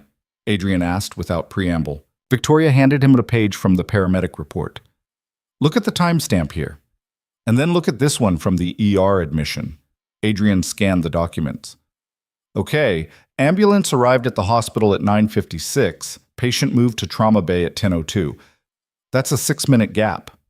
What happens in that 6 minutes? Transfer from ambulance to hospital gurney. Quick assessment by the ER nurse. Movement to the trauma bay. It's normal. Is it? 6 minutes when someone is dying? Victoria, that's actually fast for a trauma transfer. Some hospitals take longer. But what if it didn't have to take 6 minutes? What if he'd gone straight to the bay? Adrian set down the papers. Where are you going with this? I'm going to the fact that there are these little gaps everywhere. 4 minutes for extrication, 6 minutes for transfer, 3 attempts at intubation that probably took 2 minutes each. All these tiny delays that add up to nothing. Adrian's voice was firm. You're looking for something to blame, and you're grasping at protocols that exist for good reasons. How do you know they add up to nothing? How can you be sure that if everything had happened 3 minutes faster, he wouldn't have made it? Because I understand human physiology. Because I've seen hundreds of cases like this. Because what? Because you need to believe you didn't make mistakes? Victoria's voice rose. Because admitting there might have been chances you missed would mean accepting responsibility? The accusation stung. Adrian felt his own anger rising. Is that what you think? That I'm protecting myself? I don't know what to think anymore. An hour ago we were... She gestured helplessly. And now I'm looking at these records and seeing all these moments where maybe, possibly, something could have been different. There's always moments. That's medicine. That's life. You can second guess every decision ever made and find a different path. But that doesn't mean the different path would have led somewhere better. But it might have. And it might not have. Victoria, I can't give you certainty. No one can. The best I can offer is probability. And the probability is that your husband was going to die regardless of what anyone did. She sank onto the couch, head in her hands. I thought I was done with this, thought I'd accepted it. But then I started really reading these records and all the questions came flooding back. Adrian sat beside her, careful to maintain some distance. What are you really looking for here? Because it's not medical answers. You already have those. I'm looking for a reason to be okay with all of this. With David being gone. With me moving on. With us. She looked up at him. How am I supposed to be with you when I can't stop wondering if you could have saved him? The words hit like a physical blow. Adrian felt something crack in his chest. You can't, he said quietly. Be with me, I mean. Not if you're always going to be questioning whether I killed your husband. I didn't say you killed him. But you're thinking it, wondering it, and that's close enough. Victoria reached for his hand. Adrian, that's not... It's exactly what you're doing, and I get it. I've been doing the same thing to myself for 6 years, but I can't be in a relationship where I'm constantly under investigation, where every medical decision I've ever made is subject to cross-examination. That's not fair. None of this is fair. Adrian stood, needing distance. You came here looking for someone to blame, found out I wasn't the villain you wanted me to be, and now you're backtracking, trying to find evidence that supports your original theory. That's not true, isn't it? You said yourself you hired a lawyer, did a full investigation, and even though you supposedly dropped it, you're still looking, still questioning, still trying to find the mistake that will justify 6 years of anger. Victoria's face flushed. And what are you doing? Playing hero? Trying to absolve yourself by helping me so you can feel better about failing? Maybe. Probably. But at least I'm honest about it. Oh, you're honest? You didn't tell me you've been carrying guilt about this for 6 years. You let me think you'd moved on, that you were fine, when really you've been just as stuck as I have. I never said I was fine. You never said you weren't either. You just presented yourself as this calm, rational doctor who did his best and accepted the outcome. But that's bullshit, isn't it? You're just as desperate for answers as I am. Adrian wanted to argue, wanted to defend himself, but she was right. He'd been performing calm certainty while drowning in doubt. Okay, he said. You're right. I've been lying. To you and to myself. I second-guessed that night constantly. Wonder if I missed something. If I should have pushed harder, demanded more resources, questioned the attending's decisions. I don't know if I failed your husband, or if I did everything humanly possible, and not knowing is killing me. The honesty hung between them, raw and uncomfortable. Victoria stood, moved closer. So what do we do? She asked. I don't know, but I think we need to actually answer the question. Not guess, not speculate, actually know whether there was a mistake. How? Peer review. I'll take the case to the hospital's mortality and morbidity board. Have them do a full analysis. They'll review every decision, every timeline, every choice made by everyone involved, and they'll tell us whether the outcome was inevitable or if there were errors. Victoria's eyes widened. You'd do that? Risk your reputation, your career? My reputation is worth less than your sanity, and mine. If this is what it takes to get real answers, then yeah, I'll do it. What if they find mistakes? What if you did miss something? Adrian met her eyes. Then we'll deal with it. Together or apart, I don't know. But at least we'll know the truth. Victoria was quiet for a long moment. Then she said, This could destroy you. Maybe. But living like this is destroying me anyway. At least this way I'll know why. She moved into his space, wrapped her arms around him. Adrian held her, breathing in the scent of her hair, feeling the weight of what they were about to do settle over both of them. When? Victoria asked against his chest. I'll make the request tomorrow. The review takes about 2 weeks. 2 weeks of not knowing. 2 weeks of waiting, but at least we'll be waiting for something real. Victoria pulled back to look at him. And us? What happens with us during those 2 weeks?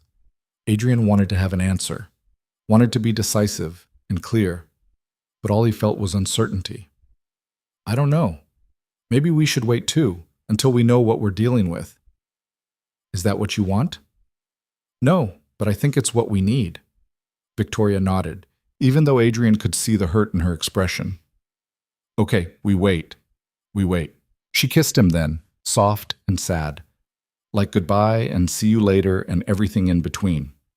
When she pulled away, she said, "Thank you for being willing to do this. Don't thank me yet. This might make everything worse. Or it might finally make things clear." Maybe. Adrian left her apartment feeling like he'd just agreed to jump off a cliff without knowing how far down the ground was. But he'd meant what he said. Living in uncertainty was its own kind of death. At least this way, they'd know. The next morning, Adrian filed the formal request for peer review. The hospital's chief of medicine looked at him like he'd grown a second head. "You want us to review a case from 6 years ago?" "Yes." "A case you were peripherally involved in as a resident?" "I was the primary physician doing active resuscitation. And yes." "Adrian, you know this could impact your standing here. If we find errors, there could be consequences." "I know, but I need to know what actually happened that night." The chief studied him for a long moment. "This is about that widow, isn't it? The one who moved into your building." Adrian's stomach dropped. "How did you know about that?" "Hospital gossip. Someone saw you two together. Word spreads." The chief leaned back in his chair. "Are you sure this is a good idea? Opening yourself up to scrutiny because of a relationship?" "It's not because of the relationship. It's because I need to know the truth." "The truth about what? You did your job. The patient died. That's tragedy, not malpractice." "Then the review will show that. Or it will open a can of worms that's been closed for 6 years." The chief sighed. "But if you're determined, I'll convene the board." 2 weeks sound right? "Yes, thank you." Walking out of the chief's office, Adrian felt like he'd just signed his own execution warrant. But he also felt something else. Relief, maybe. Or just the strange lightness that came from finally making a decision instead of endlessly deliberating. His phone buzzed. "Victoria. Did you do it?" "Adrian. Yeah, 2 weeks. Victoria. I'm scared." "Adrian. Me too." "Victoria. Want to be scared together? Coffee?" Adrian looked at the message for a long time. They'd agreed to wait, to maintain distance until they knew what they were dealing with. But the idea of going through the next 2 weeks alone felt impossible. "Adrian. Thought we were waiting?" "Victoria. We are. But that doesn't mean we can't be friends." "Right? Friends." It was such an inadequate word for what they were. But it was also accurate enough. "Adrian. Meet you downstairs in 20? Victoria. See you then." They fell into a strange routine over the next 2 weeks. Coffee in the mornings when Adrian's schedule allowed. Dinners that were carefully platonic. Conversations that danced around the growing thing between them without directly addressing it. They didn't kiss again. Didn't touch beyond the occasional brush of hands. But the awareness was always there, humming beneath everything they said and didn't say. Emma noticed something was different. Kids always did. She asked Adrian one evening while they were building a puzzle, "Daddy, are you sad?" "No, sweetheart." "Why?" "You keep looking at your phone like you're waiting for something." Adrian set down the puzzle piece he was holding. "I'm waiting to hear about some work stuff. It's making me a little nervous." "Is it scary work stuff?" "Kind of, but it's important." Emma considered this with the seriousness only 5-year-olds could muster. "Mommy says when you're scared of something, you should do it anyway. That's how you get brave." "Your mommy is very smart." "I know." Emma went back to the puzzle. "Will you tell me when the scary thing is done?" "I will. Promise." Sarah picked up on it too when she came to collect Emma. "You look stressed." "Just work stuff." "Adrian, I've known you for 10 years. I know your work stress face. This is different." He didn't have the energy to pretend. "I'm having a case peer-reviewed from 6 years ago. The outcome could be complicated." Sarah's expression shifted to concern. "Is this something I should worry about for Emma?" "No, it's personal. Nothing that affects my ability to be her dad." "But it affects you." "Yeah, it does." Sarah touched his arm briefly. "Whatever it is, you'll handle it. You always do." After she left, Adrian sat alone in his apartment and wondered if that was true, if he would handle it, or if the next week would blow up everything he'd built. Victoria was having her own version of the same crisis. She'd started seeing her therapist again, trying to process everything that was happening, trying to understand why she'd gone from wanting to blame Adrian to wanting to be with him. The therapist had a lot of theories: transference, trauma bonding, grief manifestation. Victoria listened politely and ignored most of it. "What if the review finds mistakes?" she asked Adrian one evening over takeout in her apartment. "Then we deal with it." "How?" "I don't know. File complaints with the medical board, probably. Maybe a lawsuit if you want." "I don't want that." "You might, when you know what actually happened." Victoria set down her fork. "I won't. Whatever they find, I'm done being angry. I just want to understand." "That's very evolved of you." "I'm not evolved. I'm exhausted. There's a difference." Adrian smiled despite the tension. "Fair enough. What will you do if they find you made mistakes? Real ones, not just judgment calls." The question Adrian had been avoiding. He thought about it, really thought about it. "I don't know. Accept responsibility, I guess. Learn from it. Try to be better." "And us?" "I still don't know what us is." "Neither do I. But I know I don't want it to end." "Even if I failed your husband?" "Even then, because you tried, because you cared, because you're sitting here now willing to risk everything just to know the truth." She reached across the table, took his hand. "That matters more than whatever the review finds." Adrian wanted to believe her, wanted to think they could survive whatever came next. But he'd seen too many relationships destroyed by lesser revelations to have much faith. The call came on a Tuesday afternoon. Adrian was in the middle of an appendectomy when his phone started buzzing. He ignored it, finished the surgery, scrubbed out, checked his messages to find 3 missed calls from the chief of medicine. His hands were shaking when he called back. "The review is complete," the chief said without preamble. "Can you come to my office?" "Now?" "Now." Adrian made it to the administrative wing in under 10 minutes. The chief was waiting with a thick folder and an unreadable expression. "Sit down, Adrian." He sat. The chief opened the folder. The board reviewed every aspect of the case: paramedic response times, ER procedures, surgical interventions, every decision made by every person involved. Adrian's heart was hammering. And the consensus is that the outcome was inevitable. The patient's injuries were incompatible with survival. Even with perfect execution at every stage, the probability of survival was statistically 0. The words washed over Adrian like a wave. There were no errors. There were some minor procedural variations. The intubation took longer than ideal. Transfer time was slightly above average, but nothing that would have changed the outcome. The board's official finding is that all care providers met or exceeded standard of care given the circumstances. Adrian felt something loosen in his chest, something that had been clenched tight for 6 years. "You're sure? As sure as we can be about anything in medicine." This was reviewed by 5 senior physicians. They all agreed. "You didn't fail this patient, Adrian. His injuries failed him." Adrian sat back in his chair, trying to process. "Can I have a copy of the report? For yourself or for the widow?" "Both." The chief hesitated. "Adrian, giving this to her could open you up to—" "I don't care. She deserves to see it." "All right, but have your lawyer review it first." "And for what it's worth?" The chief's expression softened. "I'm proud of you for requesting this. Not many doctors have the courage to second-guess themselves so thoroughly. Or the stupidity. Sometimes they're the same thing." Adrian left the office with the report clutched in his hands like a lifeline. He went straight to Victoria's apartment, knocked on the door without even thinking about whether she'd be home. She opened it immediately, like she'd been waiting, took one look at his face and said, "You heard. Just now." "And?" Adrian handed her the folder. "Read it yourself." Victoria took it with trembling hands, sat down on her couch. Adrian watched as she read through the report, seeing her expression shift from tension to confusion to something that looked like relief or grief or both. When she finished, she set the report down carefully. "No mistakes. No mistakes. Nothing anyone could have done differently. Nothing that would have mattered." Victoria stared at the papers like they might change if she looked long enough. 6 years. 6 years I've been looking for someone to blame, something to point to and say that's why he died. And there's nothing. Just bad luck and physics. I'm sorry." Don't be. She looked up at him, eyes wet. This is what I needed. Not what I wanted, but what I needed. Adrian sat beside her. So where does that leave us? I don't know.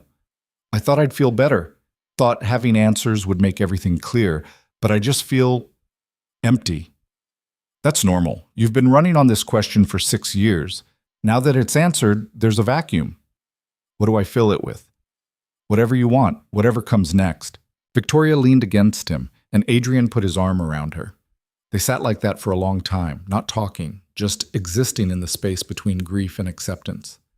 Finally, Victoria said, I need to do something to mark this, to acknowledge that this chapter is closing. What did you have in mind? I want to visit his grave, say goodbye properly. Will you come with me? The request surprised him. Are you sure? No, but I'm doing it anyway. They drove to the cemetery the next afternoon. It was a cold day, gray and threatening rain. David Hale's gravestone was simple, elegant, just his name and dates and the words, beloved husband. Victoria stood in front of it for a long time, not speaking. Adrian hung back, giving her space. Finally, she knelt down, touched the stone. Hi, David. I brought someone to meet you, or re-meet you, I guess, since you met in the hospital. This is Adrian. He's the doctor who tried to save you, and he's... She paused. He's someone I care about. I think you'd like him. He's a good person, tries too hard, carries too much. Kind of like you in that way. Adrian felt his throat tighten. I'm sorry it took me so long to come back here. Sorry I spent so much time being angry instead of grateful for what we had. You deserved better than that. Better than me spending 6 years frozen instead of living. She wiped her eyes. But I'm going to try now, to live again, to be happy. I hope that's okay. I hope wherever you are, you want that for me. She stood, walked back to where Adrian was standing. Okay, I'm ready to go. They drove back to the city in silence. When they got to the building, Victoria turned to him in the elevator. Thank you for coming with me. Of course. I mean it. You didn't have to. But you did anyway. The elevator dinged, 42nd floor. They stepped out into the familiar hallway, stopped between their doors. Adrian? Yeah? I don't want to wait anymore. Whatever this is between us, I want to try. For real. Adrian looked at her, at this woman who'd invaded his life and turned everything upside down and somehow made him feel more alive than he had in years. Me too, he said. Yeah? Yeah. Victoria smiled, and this time it was unreserved, real. So what now? Now I kiss you, if that's okay? More than okay. So he did. Right there in the hallway with the afternoon light streaming through the windows and the weight of 6 years finally lifting. And for the first time since all of this started, Adrian felt like maybe, just maybe, they were going to be okay. But being okay turned out to be more complicated than a kiss in a hallway and good intentions. Real life had a way of intruding on moments of clarity, grinding them down into the messy reality of two damaged people trying to figure out how to be together without destroying each other. The first real test came 3 days later when Adrian was having dinner with Emma, and she asked, point blank, Daddy, do you have a girlfriend? Adrian nearly choked on his pasta. What makes you ask that? You keep smiling at your phone. Mommy does that when she likes someone. Sarah was dating again. Adrian knew this in the abstract way divorced parents knew things about each other's lives. But hearing it from Emma made it real in a way that felt strange and uncomfortable. I'm seeing someone, Adrian said carefully, but it's new. I'm not sure what it is yet. Is she nice? Very nice. Is she pretty? She is. Emma considered this while twirling spaghetti on her fork. Can I meet her? Adrian's stomach clenched. Meeting Emma felt huge, like a commitment he wasn't sure he was ready to make. Maybe, eventually, when things are more settled. Okay. Emma went back to her pasta, apparently satisfied, but Adrian sat there feeling like he'd just navigated a minefield and wasn't sure if he'd stepped on something that would explode later. He told Victoria about it that night, sitting in her apartment with takeout containers between them. She wants to meet you, he said. Victoria's fork paused halfway to her mouth. Already? Kids don't understand adult timelines. In her mind, if I like someone, she should meet them. What did you tell her? That maybe eventually, when things are more settled. And are things settling? Victoria asked quietly. Adrian looked at her. Really looked at her. They'd been doing this for less than a week. Technically, they'd only been together for 3 days if you counted from that kiss in the hallway. But it felt like longer. Felt like they'd been circling each other for months, which they had, just not in this way. I don't know, he admitted. This still feels fragile. Like if we push too hard, it'll break. Maybe. Or maybe we're both just scared of being happy. That's very therapist of you. Victoria smiled. I've been in therapy for 6 years. Some of it had to stick. She set down her fork. But she's not wrong. My therapist, I mean. I've spent so long being the grieving widow that I don't know how to be anything else. And now I'm trying to figure out how to be a person who gets to have a future. It's terrifying. Tell me about it. I've spent 6 years punishing myself for David's death. And now I'm supposed to just… what? Date his widow? Move on? It feels wrong even when it feels right. So what do we do? Adrian reached across the table, took her hand. We keep trying. We screw up. We figure it out as we go. There's no roadmap for this. I wish there was. Me too. They sat in silence for a moment. Then Victoria said, I want to meet Emma. Not now, not yet. But eventually, if this is going to be real, I need to be part of your whole life. And she's the most important part. She is. So when you're ready, when she's ready, I want to meet her.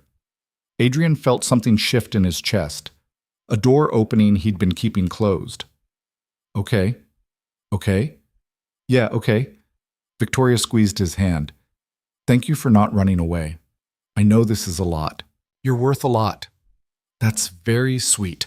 Also very cheesy. I'm tired. The filter goes when I'm tired. She laughed, and the sound made Adrian feel like maybe they actually could do this. Maybe it was possible to build something new from the wreckage of what came before. But the universe wasn't done testing them yet. The article appeared in a medical blog 2 weeks later. Someone on the peer review board had leaked details about the case. Not names, but enough specifics that anyone who knew about David Hale's death could connect the dots. The headline read, Billionaire doctor reopens 6-year-old trauma case after widow moves into his building. Adrian's phone started ringing at 6 a.m. Marcus, panicked. The hospital's legal department, angry. 3 journalists he'd never heard of, asking for comment. He ignored all of them and went straight to Victoria's apartment. She opened the door in pajamas, phone in hand, looking shell-shocked. You saw it? Yeah. They're calling me, reporters, asking if we're dating, asking about the investigation. How did they even get my number? Adrian stepped inside, closed the door. Someone at the hospital leaked. I'll find out who and file a complaint, but the damage is done. Adrian, this is bad. They're making it sound like I seduced you or blackmailed you or… Her voice cracked. They're making it sound sordid. It's not sordid. Isn't it? Woman investigates doctor, moves into his building under false pretenses, they end up sleeping together. That's literally a movie plot. It's also our life. And it's no one's business but ours. Victoria sat down on her couch, head in her hands. I can't do this. The scrutiny, the judgment, everyone thinking they know our story when they don't know anything. Adrian sat beside her. So we don't engage, we don't comment, we let it blow over. Will it blow over? Or will this follow us forever? I don't know, probably somewhere in between. She looked at him, eyes red. Maybe this is a sign that we should stop before it gets worse. Is that what you want? No. But I don't want to destroy your career either, or have people thinking I'm some kind of gold digger who manipulated her way into your life. Anyone who knows you knows that's not true. But most people don't know me. They just know the story, and the story looks really bad. Adrian took her hands. Victoria, listen to me. I don't care what people think. I don't care if they write articles or gossip or make assumptions. The only thing I care about is whether you want to be here. With me. Everything else is noise. Easy for you to say. You're used to being in the public eye. And I hate it, but I've learned that you can't control the narrative. You can only control what you do and who you are. He squeezed her hands. I'm not giving up on this because some blogger decided to write a hit piece. Are you? Victoria was quiet for a long moment. Then she said, No, but I'm scared. Me too. but I'd rather be scared with you than safe without you." She leaned into him, and Adrian held her while outside their bubble. The internet churned with speculation and judgment and all the things that happened when private lives became public entertainment. Marcus showed up at Adrian's apartment that evening, furious. "We need to do damage control. The board is concerned. Investors are asking questions. This is exactly what I warned you about." "I know." "You know, that's all you have to say?" "What do you want me to say? That I'm sorry?" "I'm not." "That I'll end it with Victoria?" "I won't." "This is my life, Marcus.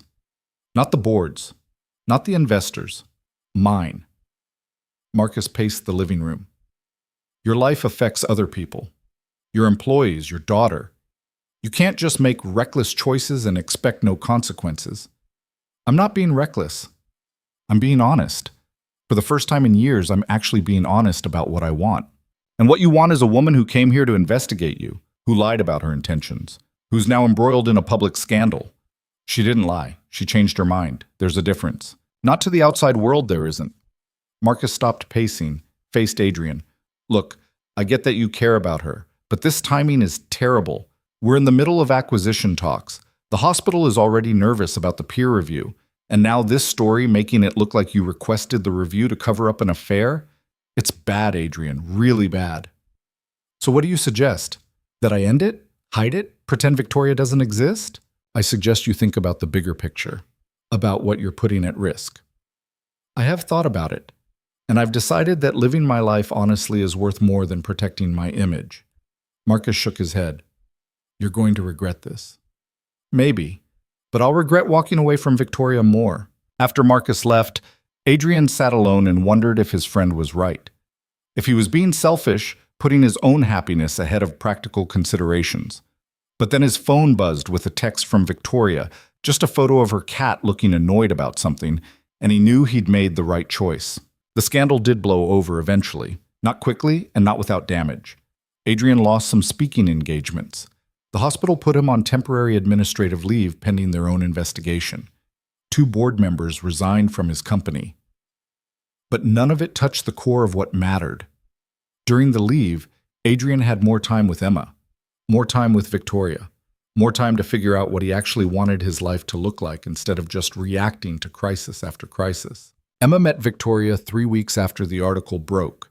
Adrian had been putting it off, nervous about how it would go. But Victoria had been patient, never pushing, just waiting until he was ready. They met at a park on a Saturday afternoon. Emma was shy at first, hiding behind Adrian's leg. But Victoria had brought bubbles, and within 15 minutes they were running around blowing bubbles and laughing like they'd known each other forever. Adrian watched them from a bench, his heart doing complicated things in his chest. "She's great," Victoria said later, sitting beside him while Emma played on the swings. "You've done an amazing job with her. Sarah deserves most of the credit. I'm just the weekend dad who spoils her. You're more than that. I can see how much she loves you." Emma ran over, breathless. "Victoria, can you come push me on the swings?" "Of course." Adrian watched Victoria push his daughter, both of them laughing, and felt a door close on the past and another one open on something new. It was terrifying, but it was also the best thing he'd felt in years. That night, after Emma had gone back to Sarah's, Victoria came over to Adrian's apartment. They sat on his couch, drinking wine, and not talking about the article or the scandal or any of the hard things.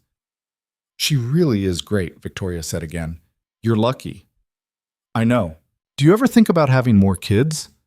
The question surprised him. "I don't know, maybe. Do you?" "I wanted them. With David. But that didn't happen, and then he died, and I sort of gave up on the idea." She paused. "But lately I've been thinking about it again, about what the future could look like." "With me? Maybe. If you want that." Adrian set down his wine glass. "Victoria, we've been together for less than 2 months. Shouldn't we figure out if we can survive a normal relationship before we start planning kids?" "I'm not planning. I'm just thinking out loud. Wondering if it's something you'd even want." "I don't know. Ask me in a year when we've made it through all the hard stuff." "What if we don't make it through the hard stuff?" "Then we don't, but I'd like to try." Victoria smiled. "Me too." The hospital cleared Adrian 6 weeks after the administrative leave started. The investigation found no wrongdoing, no conflict of interest, No reason to discipline him. He was reinstated with full privileges and a stern warning to be more careful about his personal life intersecting with his professional one. Adrian took the warning seriously for about a week. Then he went back to being himself, which meant working too many hours and caring too much about patients, and occasionally making decisions that looked reckless from the outside, but felt necessary from the inside. Victoria went back to work too, consulting for publishing companies and trying to figure out what she wanted to do with the rest of her professional life. She was good at it, but her heart wasn't in it the way it used to be. She started volunteering at a grief support group, helping other widows navigate the impossible landscape of loss. "I think I found my thing," she told Adrian one evening. "Helping people who are where I was. It feels right in a way nothing else has. You should do it, formally, I mean. Get certified, open a practice." "You think I could?" "I think you're one of the strongest people I know. You can do anything you want." She kissed him for that, soft and sweet. "When did you become such an optimist?" "When you moved in across the hall and forced me to stop hiding from my own life." "That's very romantic, also very cheesy." "I'm tired. The filter goes when I'm tired." It became their running joke. The thing they said when feelings got too big or conversations got too heavy, a way to acknowledge the weight without drowning in it. 6 months in, they took their first trip together. Just a long weekend to a cabin upstate. No phones, no work, no outside pressure, just them and the woods, and the space to figure out if what they had was real or just trauma bonding dressed up as love. It was real. Messy and complicated and occasionally frustrating, but real. They fought about stupid things, dishes left in the sink, who got the last of the coffee, whether to watch a movie or go for a hike. And they fought about real things, how fast to move, how much to share with Emma, whether Victoria should keep her apartment or move into Adrian's. But they also laughed, a lot, about everything and nothing, about the absurdity of how they'd met, about the fact that they were probably the worst matched couple in history but somehow made it work anyway. On the last night of the trip, they sat on the cabin's porch, watching the stars come out. Victoria was curled against Adrian's side, his arm around her shoulders. "I love you," she said quietly. It was the first time either of them had said it. The words hung in the air like something fragile and precious. Adrian felt his throat tighten. "You don't have to say that." "I know, but I want to. I love you, Adrian, despite everything, because of everything. I don't know, but I do. Even though I'm the doctor who couldn't save your husband? You're not that anymore. You're just the man I love, who happens to also be a doctor who did his best in an impossible situation." Adrian turned to look at her. "I love you too. I have for a while. I was just scared to say it." "Why?" "Because saying it makes it real. And if it's real, it can end, and I don't think I could handle losing you." Victoria took his face in her hands. "You're not going to lose me. Not to death, not to the past, not to anything. I'm here. I'm staying. Promise?" "Promise." They kissed under the stars, and Adrian felt something finally settle in his chest. The guilt he'd been carrying for 6 years. The doubt. The fear. It didn't disappear completely. He suspected it never would. But it shifted into something manageable. Something he could live with. They went back to the city different people. Not healed completely. Healing was a process, not a destination. But better. Lighter. Ready to actually build a life instead of just surviving one. Victoria did move in eventually, though they kept her apartment for a while because letting it go felt too final. Emma got used to seeing Victoria around, stopped asking when she was leaving, started including her in family drawings she brought home from school. Sarah met Victoria at a school pickup and was surprisingly warm. "Thank you for making him happy," she said. "He deserved that." "So did you," Victoria replied. "Yeah, but we weren't right for each other." "You and him, though? You make sense in a weird way." "The weirdest way," Sarah smiled. "The best things usually are." Adrian's parents were harder to win over. They'd loved David, had known him and Victoria as a couple. Seeing her with Adrian felt like betrayal to them, at least at first. But Victoria showed up to family dinners anyway, weathered the awkward silences and pointed comments, and eventually wore them down with patience and persistence. "You're good for him," Adrian's mother said eventually. "I didn't want to admit it, but you are." "He's good for me too. That's what matters, I suppose. That you're good for each other." The first anniversary of David's death after they got together was hard. Victoria disappeared into herself for a few days, pulled away in a way that scared Adrian. But she came back, apologized for shutting him out, and they worked through it together. "I'll always love him," she said. "That doesn't go away just because I love you too." "I know. Does that bother you?" "No, he was part of making you who you are. I can't be jealous of that. You're a better person than I deserve. We both are. That's why this works." They set new traditions, visiting David's grave together on his birthday, donating to causes he'd cared about, keeping his memory alive without letting it consume them. It was a balance, delicate and constantly shifting, but they learned to navigate it. 2 years in, Adrian proposed. Not with a grand gesture or a public display, just the two of them in their apartment, late at night after a long day, both of them exhausted and happy. "Marry me," he said. Victoria looked up from her book. "What?" "Marry me. I know it's complicated. I know people will judge, but I don't care. I want to spend my life with you. Officially. Permanently. Marry me." "You're serious?" "Completely." Victoria set down her book. "Yes." "Yes?" "Yes, I'll marry you, despite the complications. Because of them. I don't know. But yes." They got married in a small ceremony 6 months later. Just close family and friends. Emma was the flower girl, took her job very seriously. Marcus was Adrian's best man, gave a speech about how he'd been wrong and was glad Adrian hadn't listened to him. Victoria's sister cried through the entire ceremony. They honeymooned in Portugal, found the restaurant they'd never been able to find again, ate the best meal of their lives. This time with different people, but the same joy. Life settled into something resembling normal. Adrian kept working at the hospital, kept running his company, kept being a dad to Emma. Victoria opened her practice, started building a reputation as someone who understood grief in a way most therapists didn't. They fought sometimes, made up, fought again, learned each other's patterns and triggers and how to navigate them. It wasn't perfect, but it was real. And real was better than perfect. 3 years into the marriage, Victoria got pregnant. It was unexpected, terrifying, the best news either of them had ever gotten. Adrian cried when she told him. Victoria cried when they heard the heartbeat.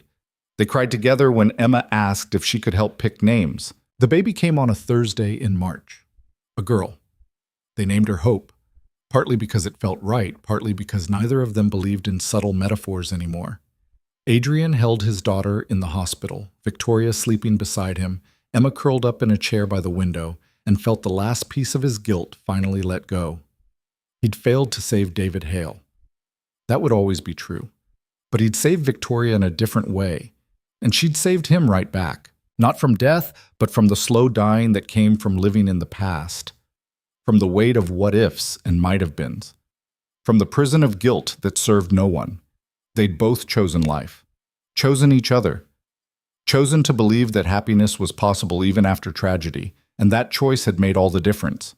5 years after Victoria moved into the building, they sold both apartments and bought a house in the suburbs. Emma was thrilled to have her own room. Hope needed space to grow. And Adrian and Victoria needed a fresh start, somewhere without ghosts in the hallway. On their last night in the building, they stood in the hallway between their old apartments, remembering. "I stood here so many nights," Victoria said, "working up the courage to knock on your door, to ask the questions, to admit why I'd really come. I'm glad you did, even though it was terrifying." "Me too." She looked at him. "Do you ever regret it? Us?" "Never. Not once. You?" "Not even a little bit." They locked the doors for the last time, rode the elevator down together, drove to their new house where Emma was waiting with Sarah and Hope was sleeping in her crib. This was their life now, complicated and messy and occasionally difficult, but also full of love and laughter and the kind of joy that only came from surviving impossible things together. Adrian never stopped thinking about David Hale. Probably never would. But the guilt had transformed into something else. Gratitude, maybe. For the man who'd loved Victoria first. For the tragedy that had brought them together. For the proof that even the worst nights could eventually lead to better days. Victoria kept David's picture on her desk. Not hidden, not prominent, just there. A reminder of where she'd been and how far she'd come. Sometimes Hope would point to it and ask who that was. Victoria would tell her about the man who'd been her first love, the man who'd died too young. the man who'd inadvertently brought her mother and father together. And Hope would nod with the seriousness of a child and go back to playing, not understanding yet that life was complicated, that love could exist in multiple forms, that you could grieve and be happy at the same time. But she would learn, they all would, because that was what families did. They learned together, grew together, survived together. On Hope's second birthday, they invited everyone over: Sarah and her new husband, Adrian's parents, Victoria's family, Marcus and his wife, friends from work and from the neighborhood. The house was full of noise and chaos and the beautiful mess of life being lived. Adrian stood in the kitchen watching it all, Emma teaching Hope to blow out candles, Victoria laughing with his mother, everyone he loved in one place, and felt something he hadn't felt in years: peace. Not the absence of pain, not the erasure of the past, just the quiet acceptance that life was both beautiful and terrible. That loss and love could coexist. That moving forward didn't mean forgetting what came before. Victoria found him there, slipped her hand into his. "You okay?" "Yeah, just thinking. About? About how lucky I am. How lucky we are. Even with all the hard stuff? Especially with the hard stuff. The hard stuff is what made us." Victoria leaned her head on his shoulder. "I love you, Adrian Vale." "I love you too, Victoria Vale." They stood there together, watching their family, their life, their future unfold in front of them. It wasn't perfect. It wasn't easy. But it was theirs. And in the end, that was enough. Because they'd learned the hardest lesson life had to offer: that you couldn't control the tragedies, couldn't prevent the losses, couldn't undo the mistakes. All you could do was choose how to move forward, choose whether to let the past define you or to build something new from the wreckage. Adrian and Victoria had chosen to build, and what they'd built was beautiful. Not despite the tragedy, but because of it. Not in spite of the pain, but through it. Not by forgetting David Hale, but by honoring him in the way they lived. They'd taken the worst night of their lives and refused to let it be the end of the story. Instead, they'd made it the beginning of something better, something real, something worth fighting for. And every day, in small ways and large ones, they kept choosing it, kept choosing each other, kept choosing life over the past. Because in the end, that was all anyone could do: choose, and hope, and love. And somehow, impossibly, beautifully, it was enough.